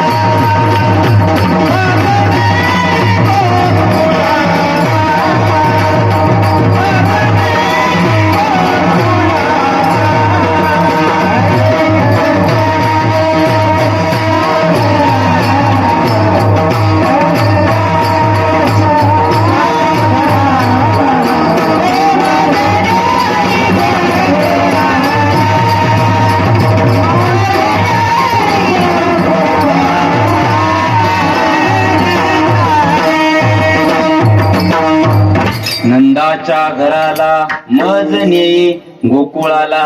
जगाच्या मालकाने सांगितलं, बाबा मला काय करा? नंद बाबाच्या गोकुळामध्ये न्या. आणि न्या म्हटल्याबरोबर जगाच्या मालकाला काय केलं? स्वतःच्या वडिलांनी या ठिकाणी सूप होतं महाराज, कोणी म्हणते टोपलं होतं, टोपलं नाही, त्याचं वर्णन भागवतात आपलं रामराव काका काय आलेलं आहे? सुपाचं आलेलं आहे. का? कारण सूप आपण पहिल्या काळामध्ये काय करतो त्या माता माऊल्या, काही जर आपल्याला हे करायचं असेल, पाखडायचं असेल, तांदूळ असेल, ज्वारी असेल, सोयाबीन असेल, काही जरी आपल्याला पाखडायचं असेल तर ते सुपामध्ये काय करत होते. आणि ते सूप पूर्वीच्या काळामध्ये कारागृहामध्ये ठेवत होते. का ठेवत होते? कारण जे काही कैद्याला या ठिकाणी आपण अन्नधान्य पुरवत होतो ते पाखडून काय केलं जात होतं? त्याचं पीठ केलं जात होतं. आणि ते सूप या ठिकाणी वसुदेव बाबांनी घेतलं आणि सुपामध्ये जगाच्या मालकाला बसवलं. आणि बसवल्याच्या नंतर या ठिकाणी वसुदेव महाराज निघाले. निघाल्याच्या नंतर बाहेर आले. यमुना तडी या ठिकाणी वाहत होती. का वाहत होती? त्याचे 2-3 कारण सांगितलेले. यमुना मातेला अगोदरच्या जन्मामध्ये एक वरदान दिलेलं होतं की पुढच्या जन्मामध्ये तुझा मी काय करेल? स्वीकार करेल. चरणस्पर्शाने मी तुझा उद्धार करून टाकेल. हे एक कारण होतं. आणि दुसरं कारण होतं की स्वतःच्या बापाची परीक्षा घ्यायची होती. काय परीक्षा घ्यायची होती? की माझा बाप माझ्यावर किती प्रेम करतो हे स्वतःच्या मालकाने सुद्धा स्वतःच्या बापाची परीक्षा घेण्याकरता गंगेला काय केला होता? पूर आणला होता महाराज. पण गुडघ्याचं पाणी मांडीला लागलं, मांडीचं पाणी कमरेला लागलं, कमरेचं पाणी बेंबीला लागलं, बेंबीचं पाणी छातीला लागलं, छातीचं पाणी गळ्याला लागलं, गळ्याचं पाणी हनवटीला लागलं, हनवटीचं पाणी ओठाला लागलं, ओठाचं पाणी दाताला लागलं, दाताचं पाणी नाकाच्या खाली शेंड्याला लागलं. आणि बघता बघता महाराज धडधड असा विजांचा कडकडाट यायला लागलाय, वरून धो धो असा पाऊस पडायला लागलाय. जगाच्या मालकाला स्वतःच्या बापाची काळजी वाटली म्हणून शेषनागाचा या ठिकाणी त्याला आज्ञा दिली. शेषनागानं वरून काय केलं, पावसाचा त्रास होऊ नये, पाऊस लागू नये म्हणून जगाच्या मालकाने कशाचा अवतार घेतला होता? कशाचा? शेषनागाचा. तो सुद्धा भगवंताचा अवतार भाग होता, तुम्ही ऐकले. वरून या ठिकाणी काय घेतला? आधार धरला. आधार धरल्याच्या नंतर जगाच्या मालकाने बापाचं प्रेम पाहिलं. महाराज, अरे माझ्या बापाचं माझ्यावर प्रेम आहे. पाहत राहिलो मी, नाकाला पाणी लागलंय तरी माझ्या बापाने या ठिकाणी काय केलं नाही? मला टोपलीतून खाली सोडून दिलं नाही. महाराज, माझ्या बापाचं माझ्यावर प्रेम आहे म्हणून मायबाप ऐका. जोपर्यंत आपले मायबाप आहेत ना, तोपर्यंत आपण आपल्या बापाची, आईची सेवा करा. याच्यापेक्षा दुसरं काय हो? आज भाऊराव महाराज गेल्याच्या नंतर पुण्यतिथी साजरी होते, याच्यामध्ये नवल नाही. भाऊराव महाराज असताना तर या भावंडांनी सेवा केली, हे विशेष आहे.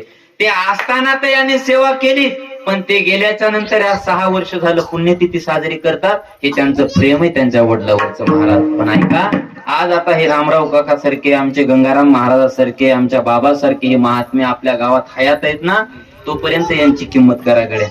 गेल्यानंतर उदो उदो करण्यापेक्षा हयत तोपर्यंत त्यांना 2 शब्द चांगले बोला. बापाला काय लागतो? काय लागतं बापाला? पैसा लागतो, प्रॉपर्टी लागते, धनसंपदा लागते, शेतीबाडी लागते, मान सन्मान द्यावा, काहीच लागत नाही महाराज. फक्त माझ्या मुलाने मला 2 वेळेला आई आणि बाबा म्हणून चांगलं बोलावं, याच्यातच त्यांचं पोट भरतं. आणि तुमच्या आमच्या करता प्रत्येकाचा बाप किती काबाड कष्ट करतो महाराज. बापाचं मुलावरती किती प्रेम आहे रामराव काका. वैद्य बाबांचं एक वाक्य बघा, बापाचं मुलावरती किती प्रेम आहे हे जर बघायचं असेल तर त्याला अगोदर बापच पाहावं लागेल. काय बाप झाल्याशिवाय प्रेमाची किंमत कळत नाही महाराज. आणि म्हणून जगाच्या मालकाने स्वतःच्या बापाची परीक्षा घेतली. परीक्षा घेतल्याच्या नंतर बघता बघता नाकाच्या वरी पाणी लागलं, डोळ्यात जवळ जवळ पाणी गेलं, आणि जगाच्या मालकाने आता विचार केला, नाही माझ्या वडिलाचं माझ्यावर प्रेम आहे.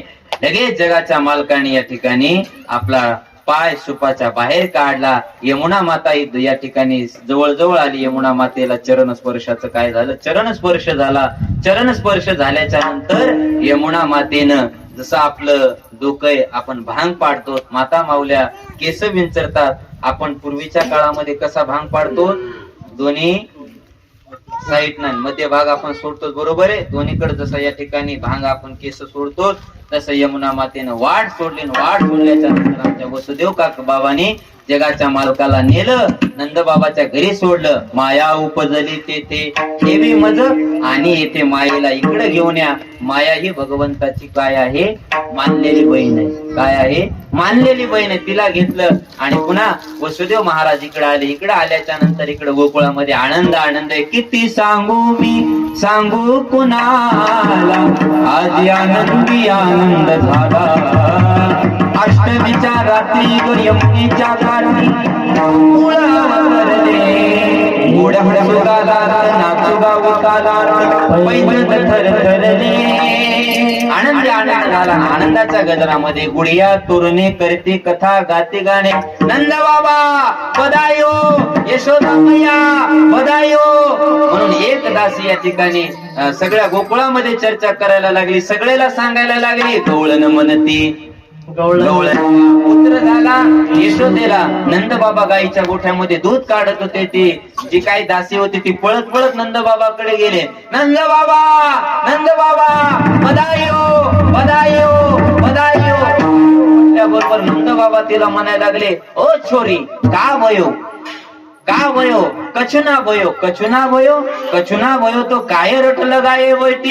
नंद बाबा बधायो, अगं काय झालं मला सांग ना. काही नाही झालं म्हणते. मग काही नाही झालं म्हणते तर ओरडायला का लागली? बधायो, बधायो. ही ब्रज भाषा आहे बरं का. काय आहे? ब्रज भाषा आहे. प्रत्येकाची भाषा वेगळी आहे बघा. आता नाथपंथीमध्ये आपले ते मच्छिंद्रनाथ आणि गोरक्षनाथ आहेत बघा. त्यांची भाषा कशी योगेश महाराज? दादा गुरु मच्छिंद्रनाथ त्या गर्भगिरी पर्वतात, त्यांची भाषाच हाय लय निराळी. बंगाली बंगाली न बाबा बंगाली, बंगाली बंगाली न बाबा बंगाली.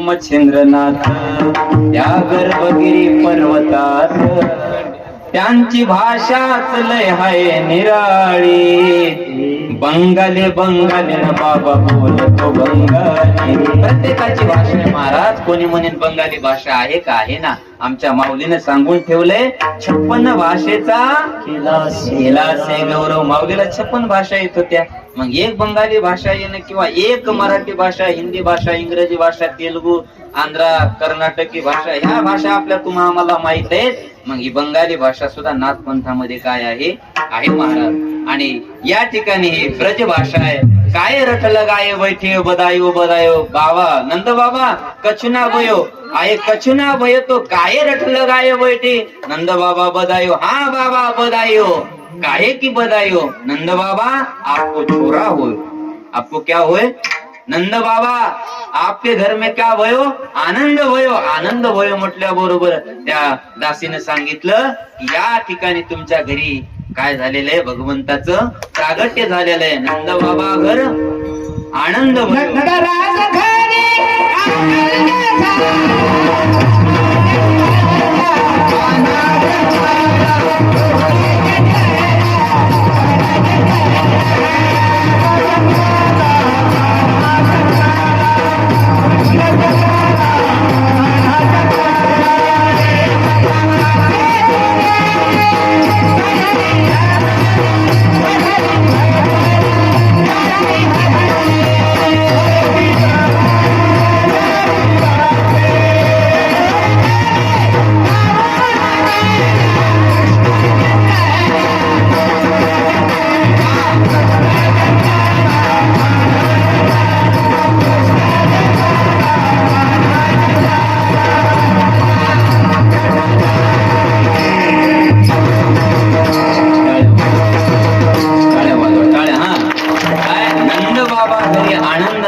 कृष्ण जन्मला कान्हा जन्माला सगळीकडे गोकुळामध्ये आनंद सुटला पण गोकुळीच्या सुखा त्या आनंदाच्या भरामध्ये गोकुळामध्ये आनंद पण इकडं मथुरेचा राजा कंस हा भगवान कृष्ण परमात्म्याचा कोण होता मामा होता का कारण आकाशाची वाणी सांगत असे कंसान मानी हा भरवसा तुझ लागी वदे उपजला याच देवकीच्या पोटी येणारा आठवा काय करणार आहे तुला मारणार आहे म्हणून त्या आकाशवाणीची भीती वाटत होती कोणाला कंसाला कंस घाबरायला लागला कंसाने आपल्या राज्यामध्ये दवंडी पिटवली आणि सांगितलं ऐका हो ऐका सगळ्या मथुरेतील लोकांना सूचना करण्यात येते की माझा शत्रू या ठिकाणी काय झालेला आहे अवताराला आलेला आहे जन्माला आलेला आहे जो कोणी माझ्या शत्रूला मारेल मी त्याला माझा अर्ध राज्य बक्षीस म्हणून देईन असे या ठिकाणी दवंडी पेटवली आणि विडा ठेवल्याबरोबर महाराज इकडे गोकुळामध्ये आनंद आहे इकडे काय आहे कंसाला काय वाटायला लागलं भीती वाटायला लागली आता हे चरित्र फार वर्णन करण्यासारखे जगाचा मालक मग या ठिकाणी पाहता पाहता तो विडा कोण उचलला पहिल्यांदा पुतनेनं उचलला पुतनेनं विडा उचलल्याच्या नंतर पुतनेनं सांगितला कंस महाराज एका छोट्याशा मुलांना मारण्याकरता तुम्ही स्वतःचा अर्ध राज्य द्यायला तयार आहेत असा आहे तरी कोण तुमचा शत्रू त्याच्याकडे आहे तरी अशी काय ताकद की त्याला मारण्याकरता तुम्ही अर्ध राज्य द्यायला लागले त्यावेळेस तो विडा पुतनेनं उचलला आणि पुतनेने उचलल्याच्या नंतर पुतनेनं सुंदर असं रूप धारण केलं सुंदर रूप धारण करून नंद बाबाच्या घरासमोर आली आवाज दिल्याच्या नंतर दासी अगोदर आल्या पुन्हा यशोदा मातेला बोलवलं आणि बोलवल्याच्या नंतर चतुर्दशीला या ठिकाणी पुतना माता आलेली होती चतुर्दशी म्हणजे काय 14व्या दिवशी देवाचा जन्म होऊन 14 दिवस झाले की 14व्या दिवशी जगाच्या मालकाला मारण्याकरता पुतना नावाची राक्षसी आली पुत अधिक ना पुत म्हणजे वाईट आणि ना म्हणजे वासना जिची वाईट वासना आहे तिला पुतना म्हणतात महाराज काय पुत अधिक ना याची व्याख्या गर्गाचार्य महाराजांनी गर्ग संहितेत केली बघा मी आमच्या गुरुवर्य बाबांच्या मुखातून ऐकलेले वाक्य पुत अधिक ना म्हणजे काय पुत म्हणजे वाईट आणि ना म्हणजे वासना जिची वाईट वासना आहे तिला पुतना म्हणतात जिला दुसऱ्याच्या मुलाचं बरं दिसत नाही तिला पुतना म्हणतात जिला शेजाऱ्याचं बरं दिसत नाही तिला काय म्हणतात पुतना म्हणतात जिला गावाचं बरं दिसत नाही तिला काय म्हणतात पुतना म्हणतात जिच्या अंतःकरणामध्ये दुसऱ्याविषयी द्वेष ईर्ष्या तिरस्कार मद दंभ अहंकार आहे तिला काय म्हणतात पुतना म्हणतात जिचं संपूर्ण हे हृदय षड विकाराने भरलेले तिला काय म्हणतात पुतना म्हणतात. आणि ती पुतना मारण्या करत असताना मध्ये विष घालून आली आणि आल्याच्या नंतर 14व्या दिवशी जगाच्या मालकाच्या घरासमोर आली. यशोदेला बोलवलं, यशोदेला सांगितलं, अगं मला ओळखलं का? मला तुझ्या लग्नाला येता आलं नाही, मला या ठिकाणी भरपूर काम होते, मला ओळखलं का? परिचय दिला. कोणती बहीण? सख्खी बहीण तर मला नाही, चुलत नाही, साखर नाही, गुरु नाही. अगं मी तुझी मानलेली बहीण आहे. विचार केला, विचार करत असताना मला तुझा मुलगा बघायचा आहे. मुलगा बघायचा आहे म्हटल्या बरोबर महाराज मुलगा काय करते? यशोदा मातेने सांगितलं, नेमकंच मी माझ्या लालाला आंघोळ घातली, सुंदर असा या ठिकाणी काय केले, जेवण, भगवंताला जेवण देऊन मी आता पाळण्यामध्ये झोपी घातले. आता मी त्याला आणू शकत नाही. अगं अण्णा मला बघू दे, तुला कितीतरी वर्षानं मुलगा झालाय, मला बघायचा आहे. त्यावेळेस यशोदा माता म्हणतात, मी देणार नाही. अगं मला दे दे म्हटल्या बरोबर मी आमच्या मालकाची परवानगी घेते. नंद बाबाला बोलवलं, बोलवल्या बरोबर सांगितलं, आपला या ठिकाणी मुलगा बघायची यांना इच्छा आहे, द्यायचंय का? त्यावेळेस नंद बाबाने आज्ञा दिली. आज्ञा दिल्याबरोबर जगाचा मालक या ठिकाणी सगळा वृत्तांत बघायला लागलाय. मनातल्या मनात म्हणते, सकाळी सकाळी माझ्याकडे गिराईक आले, माझी आई म्हणते की माझा कृष्ण, माझा लाला झोपलेला आहे. माझी आई खोटं बोलते, आता मलाच काहीतरी खरं करावं लागेल. सकाळचं हे माझं बहुणीचं गिराईक आहे, मला त्याला काय करावं लागेल? मुक्त करावं लागेल. जगाच्या मालकाला यशोदा माता आणू देत नव्हती आणि जगाच्या मालकाला तर लवकर जायचं होतं. जगाच्या मालकाने रडणं सुरू केलं. रडणं सुरू केल्याबरोबर आवाज आला रडण्याचा. यशोदा माता आतमध्ये गेल्या, जगाच्या मालकाला घेतलं आणि घेतल्याबरोबर जगाचा मालक या ठिकाणी पुतणीने ज्या वेळेस आपल्या हातामध्ये घेतला आणि स्तनपान करत असताना स्तनाला ज्यावेळेस भगवंताला लावलं, त्यावेळेस जगाच्या मालकाने विष प्राशन केलं. विष प्राशन केल्याच्या नंतर ज्यावेळेस जगाचा मालक रक्त शोषण करायला लागला, त्यावेळेस पुतना माता ओरडायला लागल्या, मुंच मुंच, मला सोड, मला सोड, मला वाचवा, मला वाचवा. आकाशामध्ये तिने वायुरूप धारण केलं, पळायला लागली, वाचवा वाचवा वाचवा म्हणता म्हणता जगाच्या मालकाने तिचं संपूर्ण रक्त शोषण केलं आणि पुतना मातेला काय केलं, तिथंच आकाशामध्ये आपटलं, पुन्हा जमिनीवरून खाली ठेवल्याबरोबर महाराज सगळ्या गोकुळामध्ये काय झाली, चर्चा झाली. कानाला या ठिकाणी चोरून नेले, कानाला पकडून नेले. कोण नेले? पुतना नावाची राक्षसीने आली होती. सगळं गोकुळ, नंद बाबा, सर्व गोपाळ या ठिकाणी पळत पळत तिकडे गेले. गावाच्या बाहेर या ठिकाणी पुतना मातेने जगाच्या मालकाला नेलं होतं. जगाचा मालक पुतना मातेच्या छातीवर बसलेले होते. सगळं दृश्य पाहिलं. कथा भाग प्रत्येकाला माहित आहे. म्हणून काल्याच्या कीर्तनात फक्त भगवंताच्या चरित्राच वर्णन केलं जातं. का? त्याच गुणगान ऐकावं का? कारण त्याचं एकच प्रमाण सांगतो, सेवेला पूर्ण विराम देतो. बघा का, नाथ महाराजांनी भागवतामध्ये एक ओवी सांगितली. बघा का, नाना परी ऐकता गाराणी, नाना परी ऐकता गाराणे, ऐकता घडती अश्वमेघ यज्ञ. काय काय? जो कोणी भगवंताच्या लीलेचं वर्णन ऐकन, चरित्राचं कथन ऐकन, त्याला अश्वमेध यज्ञ केल्याचं पुण्य प्राप्त होतं. कोणाला? जो भगवंताचे चरित्रेचं कथन ऐकतो, श्रवण मनन निधी ध्यासन करतो, त्याला 1000 अश्वमेध यज्ञ केल्याचं पुण्य लागतंय. कोणाला?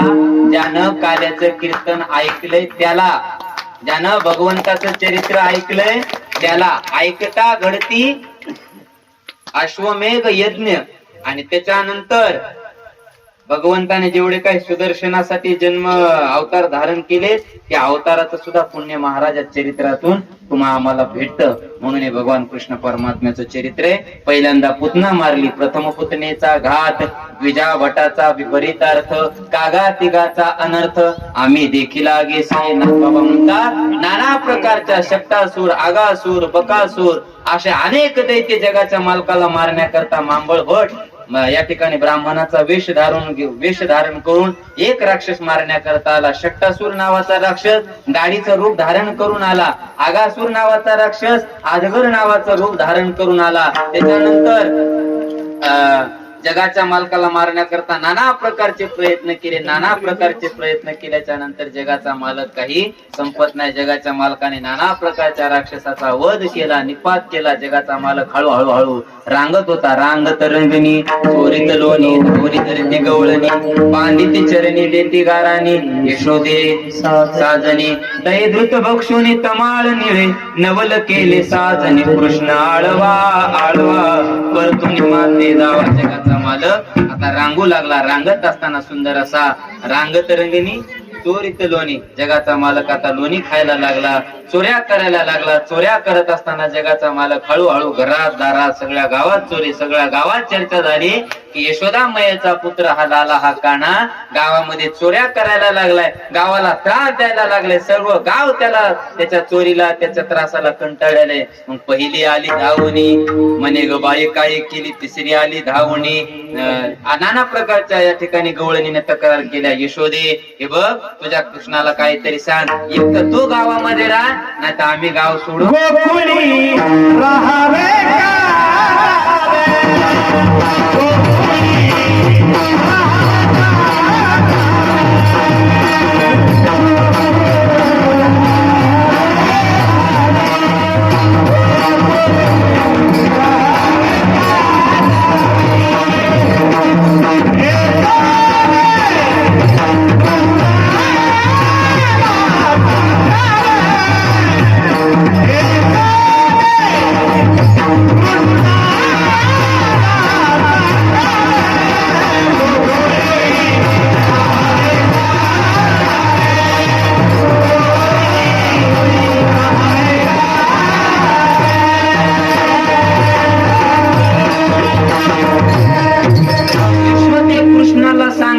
गोकुळी राहावे का जावे का, दारी निजला होता म्हातारा.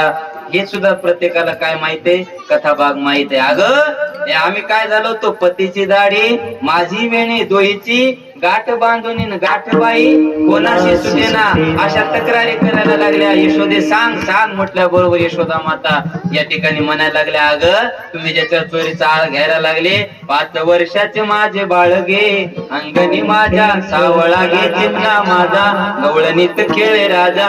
तुम्ही मोठ्या ढाल जागे गोकुळच्या नारी, तुम्ही लपवण्याची गोटी लागता याची पाठी, एवढी चरित खोटी गे गोकुळच्या नारी. अगं माझा दिसायला कृष्ण केवढा आहे, तुम्ही काय आणि तुम्ही म्हणता माझा तुमचा कृष्ण चोऱ्या करायला लागला, हे काय मला पटणार नाही. जगाच्या मालकाने सांगितलं, आई आई आई आता मी काय करतो, लहानाचा मोठा झालो ना, आता मी गाई चरायला जातो. यशोदेने सांगितलं, कृष्ण आता तू गावात राहू नको, गाई घेऊन रानात गेला रे. माझा घोंगडी कांबडी वाला उधने चारावया जातो शारंग पाणी. जगाच्या मालकानं खांद्यावर कांबडी घेतली, हातामध्ये काठी घेतली, कमरेला बासरी आणि अणवाणी पायानं जगाचा मालक गोपाळाला गाईला घेऊन या ठिकाणी वनामध्ये गाई चारण्याकरता गेला. गाई चारायला सोडल्या. गाई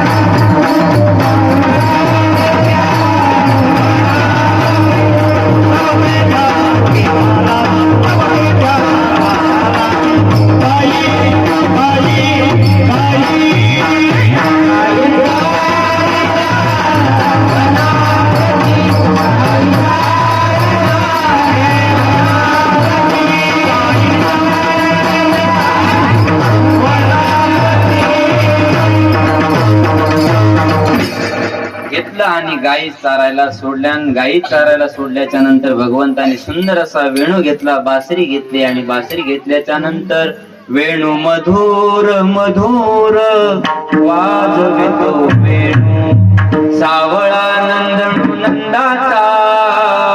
आणि बासरी वाजवत असताना महाराज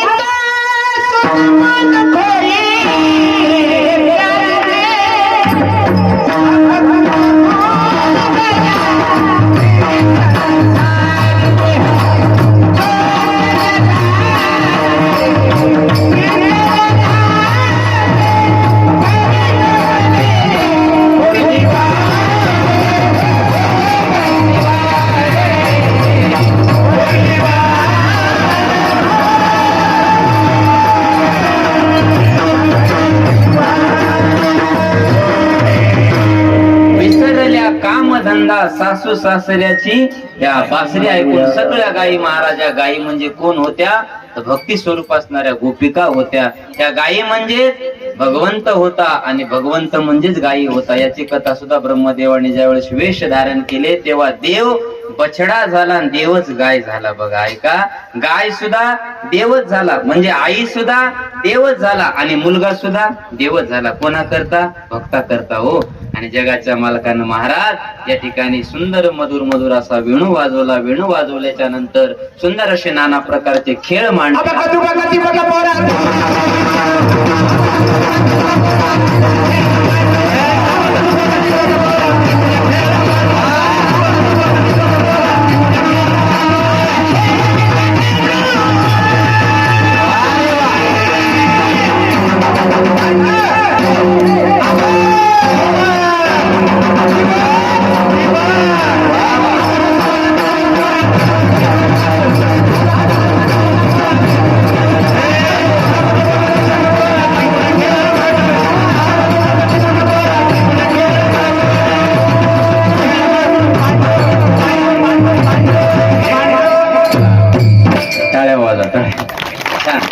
खेळ मांडला. खेळ का हमामा पुरा हमामा अबक दुबक खेळू लागले सुरकवडी खेळे भवरा गे बाई भवरा. नाना प्रकारचे खेळ मांडले. खेळ मांडल्याच्या नंतर खेळ समाप्त झाले. खेळ समाप्त झाल्याच्या नंतर गोपाळाने सांगितलं, देवा आता आम्हाला भूक लागली, खांदी बार पोटी भूक. खेळ का नाही, खेळ मांडिला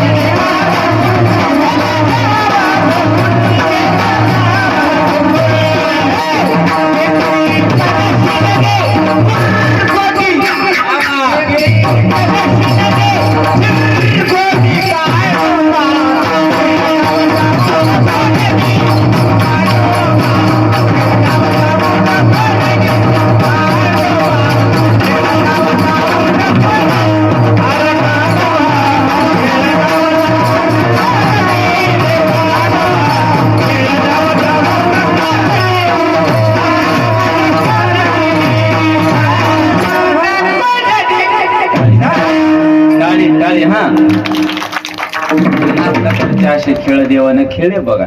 असेच खेळ म्हणत होते देव. आणि असे खेळ खेळल्याच्या नंतर गोपाळाने आता रामराव काका इथे गोपाळ लय वेळ झाले खेळ खेळायला ते असे काय झाले सर कान अशी तृप्त झाले बघा. तिला वाटायला कधी कधी आता आमच्या तोंडात प्रसाद पडतो की याचे सगळं लक्ष तिकडे आहे बघा नाही का. म्हणून या ठिकाणी गोपाळाने सांगितलं देवा आता भूक लागली. भूक लागल्याच्या नंतर आता कांदीबार पोटी भूक काय खेळायचे सू सर्व गायींना बोलवलं. चळावळू गायी बैसू जीव केठाई बहु केली वनवन बाई पेटी झाला शेण. आणि या ठिकाणी सर्व गायींना बोलवलं महाराज. बासरी वाजवली. बासरी वाजवल्याबरोबर त्या बासरीतून एका गायीच्या या ठिकाणी नाव घेतलं. एकाचं नाव एकादशी, एकाचं नाव द्वादशी, त्रयोदशी ही गायीचे नाव आहेत बघा. म्हणून आपणही घरामध्ये नावं ठेवत असताना आपल्या मुलाचे नाव महाराज अशी ठेवायची की ज्या नावामुळे तुमच्या आमच्या मुखातून भगवंताचं नाम निघालं पाहिजे. नाव ठेवायचं ज्ञानोबा, नाव ठेवायचं तुकोबा, नाव ठेवायचं पांडुरंग, नाव ठेवायचं विठोबा, नाव ठेवायचं कृष्ण, नाव ठेवायचं बलराम. आता ही नावं राहिलीच नाही महाराज. आता रॉकी डॉकी मंकी संकी डॉनी यांनी काय नाव निघाले काय सांगायच नाही. पण ऐका आता तुम्ही जर नगर जिल्ह्यामध्ये गेले तर एका मुलीचं नाव आळंदी ठेवले. काय एका मुलीचं नाव आळंदी ठेवले. रामराव काका त्या नगर जिल्ह्यात अशी प्रथा आहे पाहुणा जर घरी आला, घरी आल्याच्या नंतर पाहुण्याला चहा करत नाही. आपल्याला वाटते ना पाहुण्याला मस्त लगे छान असं वाटावं म्हणून चहा करतो आपण. चहा करत नाही. तिकडं काय करतात पाहुण्याचं आयुष्य वाढावं, पाहुण्याचं आरोग्य चांगलं राहावं असं वाटत असत तर तिकडं पाहुण्याला पावनचार म्हणून चहा देत नाहीत, कॉफी नाही, दूध नाही, डिकाशन नाही. त्यांना डायरेक्ट गाईचं गोमूत्र देतात. काय गाईचं गोमूत्र देतात. का देतात बाबा माहितीये का? कारण गाईचं गोमूत्र म्हणजे काय आहे? अमृत आहे. 33 कोटी देवतांनी या ठिकाणी गायीच्या शरीरामध्ये काय केलेले? वास्तव्य केलेले महाराज. कारण स्वतः भगवंताने उद्धवाला सांगितले, उद्धवा अरे माझी जरी तुला सेवा करता आली ना तरी नको करू, आमची पूजा करता आली नाही तरी चालेल, आम्हाला आमचा अभिषेक करा, काही करा, हे जरी नाही केलं तरी चालेल, पण जे आपल्या गोठ्यामध्ये गाय आहे ना त्या गायीची जरी सेवा केली तर ती सेवा म्हणजे माझी सेवा आहे. निर्लोभ गायीची सेवा आणि त्याने माझी प्राप्ती धवा. माझी जर प्राप्ती करायची असेल तर मला अभिषेक करावा असं नाही, मला दया दुधानेच आंघोळ घालावी असं नाही. गोठ्यामधल्या गायीला चारा जरी घातला, गायीला रोज नैवेद्य जरी दाखवला ना उद्धवा तरी माझी प्राप्ती. म्हणून मायबाप असं त्या नगर जिल्ह्यामध्ये रामराव काका काय आलेल्या पाहुण्याला पावनचार म्हणून गायीचं गोमूत्र देतात. म्हणून तुम्ही सुद्धा आता इथून पुढे काय करायचं? आमदार येऊ, खासदार येऊ, वारकरी येऊ, कोणी येऊ, कोणी जरी आला तर त्याला कॉफी करायची नाही, त्याला डिकाशन करायचं नाही, त्याला दूध नाही, त्याला काहीच नाही. त्याला मस्त गोठ्यातल्या गायीचं गोमतीर ताजं आणून द्यायचं महाराज. हे एका प्रकारचं काय आहे? पुण्यच आहे बघा. होईल का आपल्याच्यानं? मी तर आता आमच्या संस्थेत तसा नियम केला बघा. आमचे विद्यार्थी, या विद्यार्थ्याला माहित आहे आपण तर चहा घेतच नाही, पण आलेल्या पाहुण्याला आम्ही चहा करतच नाही. करायचं जर असं तर त्यांना सांगतो तुम्हाला अगोदर गायीचं गोमूत्र प्यावं लागेल. आम्ही तिथं असं काय केलंय, एक बोर्डच लावून टाकलाय, इथे गायीचं गोमूत्र मिळेल, आलेल्या पाहुण्याला चहा मिळणार नाही, पण आलेल्या पाहुण्याला पावनचार म्हणून गायीचं पवित्र गोमूत्र मिळेल. म्हणून हा गंगाराम बाबा आम्ही उपक्रम केलाय बघा. आता गंगाराम बाबा म्हणजे जुने आमचे बापूराव मामा, हे सुद्धा अध्यात्मामध्ये, यांना सुद्धा त्याची आवड आहे. म्हणून गंगाराम मामा हा नियम करतील मला अशी शाश्वती. करणार का? करणार? हा कर्नाटक मध्ये काय देतात?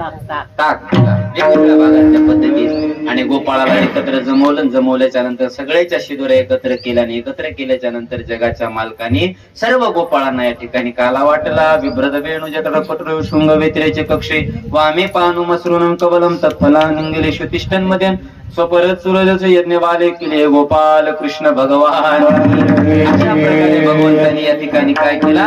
काला केला. काला केल्याच्या नंतर मायबाप जगाच्या मालकाने या ठिकाणी काला वाटल्याच्या नंतर महाराज सर्वजण तृप्त झाले. आणि हाच काला आमच्या ज्ञानोबाराने वाळवंटामध्ये जगाच्या मालकासोबत केला. महाराज एकच टाळी झाली चंद्रभागे वाळवंटी माझा ज्ञानराज गोपाळ असे लाया वाटे. अशा प्रकारे या ठिकाणी काल्याची कीर्तन सेवा माझ्या वाट्याला आलेले. धावत्या वेळेमध्ये या ठिकाणी सेवा सादर करण्याचं मला भाग्य प्राप्त झालं. काल्याची कीर्तन सेवा म्हणलं याच्यामध्ये माणसाने इकडे तिकडे थोतांड सांगू नये. विनोद सांगायला हे सांगायला आपल्याला 7 दिवसाच्या सप्त्यामध्ये आपण ऐकत असतो, पण काल्याच्या कीर्तनामध्ये फक्त व्यक्तीनं भगवंताच्या चरित्राचं गुणगान केलं पाहिजे. कारण भक्ती ज्ञानाविरहित इतर गोष्टी न कराव्या, प्रेम भरे वैराग्याच्या युक्तीने विवराव्या, जेणेकरून अंतरी मूर्ती ठसावी श्री हरीची ऐशी कीर्तन मर्यादा आहे संतांच्या घरची. संतांच्या घरचं ज्यानं आज्ञेचं पालन केलं निश्चित संतांची त्यांच्यावर कृपा झाली, आणि संतांच्या आज्ञेचं ज्याने पालन नाही केलं त्यांच्या घराची अधोगती झाल्याशिवाय राहिली नाही महाराज. म्हणून आज या ठिकाणी वैकुंठवासी भाऊराव महाराज जाधव यांच्या 6व्या पुण्यतिथीच्या निमित्ताने हा 1.5 दिवसाचा कार्यक्रम या ठिकाणी या 3 चिरंजीवाकडून अत्यंत भव्य दिव्य स्वरूपामध्ये संपन्न झाला.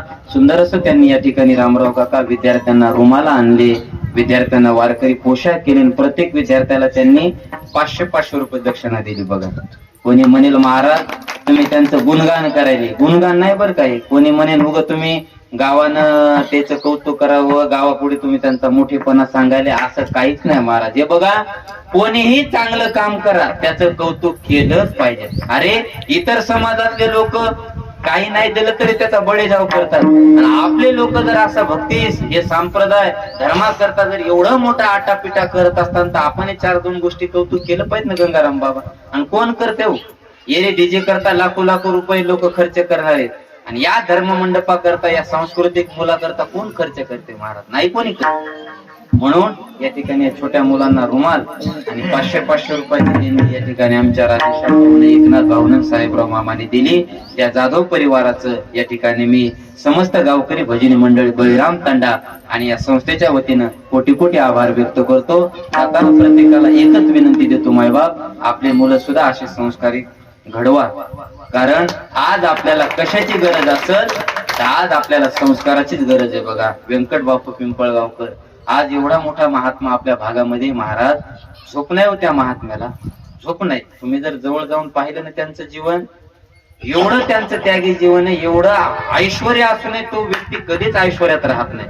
कधी त्यांच्या अंगात बनील पाहिली का?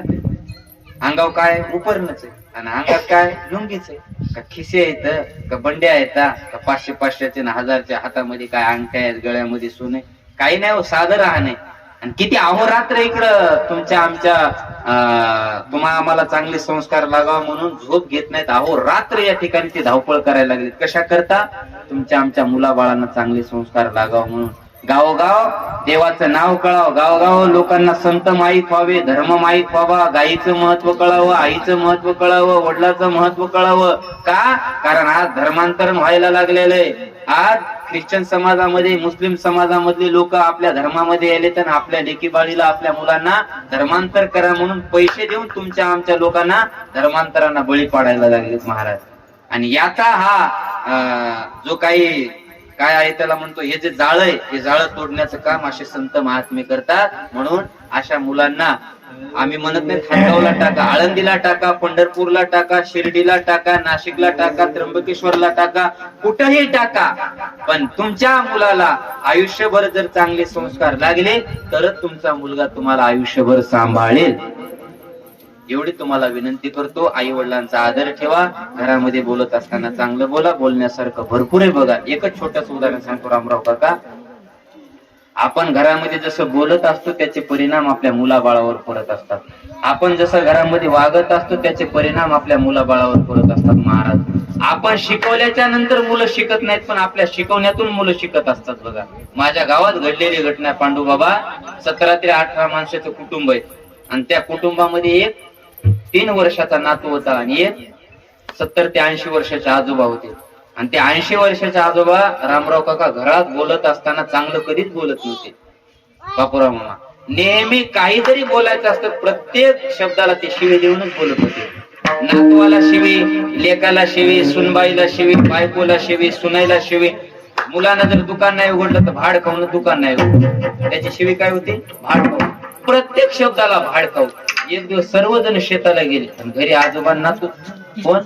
घरी आजोबांना तू आजोबा असे सकाळी सकाळी लोकमतचा पेपर वाचत होते, आणि पेपर वाचत असताना ते छोटा जो नातू होता का, त्याने यात्रेतून असं एक छोटं रेल्वेचं खेळणं आणलं होतं. रेल्वे होती ना प्लास्टिकची, ती आणली होती. त्याने ते रेल्वे घेतले आणि रेल्वे घेतल्याच्या नंतर बा आजोबाच्या जवळून असं रेल्वे चालवत होता. आणि चालताना बापूराव मामा काय म्हणत होता माहितीये का? चला परभणी पुणे, परभणी पुणे, परभणी पुणे. ज्या भाडखावला बसायचं ते बसून घ्या, ज्या भाडखावला उतरायचं ते उतरून घ्या, गाडी सुटायची वेळ झाली. कोण म्हणाले? कोण म्हणाले? घरात होतं कोण? आजोबा. शिवी कोणाची होती? आजोबाची. आजोबाला राग आला, याची आई घरात नाही, याचा भाऊ घरात नाही, याची बहीण घरात नाही, याचा पप्पा घरात नाही, आणि म्हणाले कोणाला? मला. आजोबाला राग आला, आजोबाने पेपराची घडी केली, पेपर टेबलवर ठेवला आणि चालत चालत चालत नातवाकडे गेला. नातवाच्या ताड दिशा कानाखाली म्हणला, मला म्हणतो, मला म्हणतो. त्याने ती रेल्वे टाकून दिली. रडत रडत आतमधल्या रूम मध्ये गेलं आणि रूम मध्ये जाऊन झोपलं गंगाराम बाबा. आणि झोपल्याच्या नंतर पुन्हा 20 मिनिटांना त्याला जाग आली. आणि जाग आल्याच्या नंतर पुन्हा येत असताना त्याच्या पायाला ती रेल्वे लागली. आणि पुन्हा त्याने ती रेल्वे घेतली हातात आणि पुन्हा सुरू केलं, चला परभणी पुणे, परभणी पुणे, परभणी पुणे. ज्या भाडखावला बसायचं ते बसून घ्या, ज्या भाडखावला उतरायचं ते उतरून घ्या. आणि नेमकीच एका भाडखाऊ मुळे 20 मिनिटं गाडी लेट झाली. किती मिनिटं? 20 मिनिटं. आता मला खरं सांगा, 20 मिनिटं गाडी लेट झाली. कोणामुळं? नेमकीच एका भाडखाऊमुळं. आता भाडखाऊ कोण आहे? हा, कोण आहे? आजा. घरात आजोबा काय म्हणत होता? आणि त्यात जर घरात आजोबानं भाऊराव महाराज सारखी ज्ञानेश्वरी वाचली असती तर लेकानं सुद्धा काय केलं असतं? नातवानं सुद्धा ज्ञानेश्वरीच वाचले. त्या घरामध्ये आजोबानं जर हरिपाठ केला असता तर नातवानं सुद्धा काय केलं असतं? त्याच घरामध्ये आजोबानं जर देवाची पूजा केली असती तर नातवानं सुद्धा काय केली असते? म्हणून महाराज ज्ञानोबाराचा पुरावा याला, झाड जाणी जे फुले, माणूस जाणी जे बोले, आणि भोगे जाणी जे केले पूर्वजे. म्हणून आपल्या घरामध्ये वागत असताना, बोलत असताना चांगलं बोला, जेणेकरून या बोलण्याचे परिणाम आपल्या नातवावर, आपल्या मुलाबाळावर होणार नाहीत. म्हणून त्यांच्या गळ्यामध्ये टाळ, गळ्यामध्ये माळ आणि मुखामध्ये नाम असं यावं वाटत असेल तर या वारकरी शिक्षण संस्थेमध्ये आपल्या मुलांना पाठवा. महाराज इयत्ता 3री पासून ते 10वी पर्यंतच्या विद्यार्थ्यांना हातगावला शालेय शिक्षणासह आध्यात्मिक शिक्षणाची सुवर्ण संधी.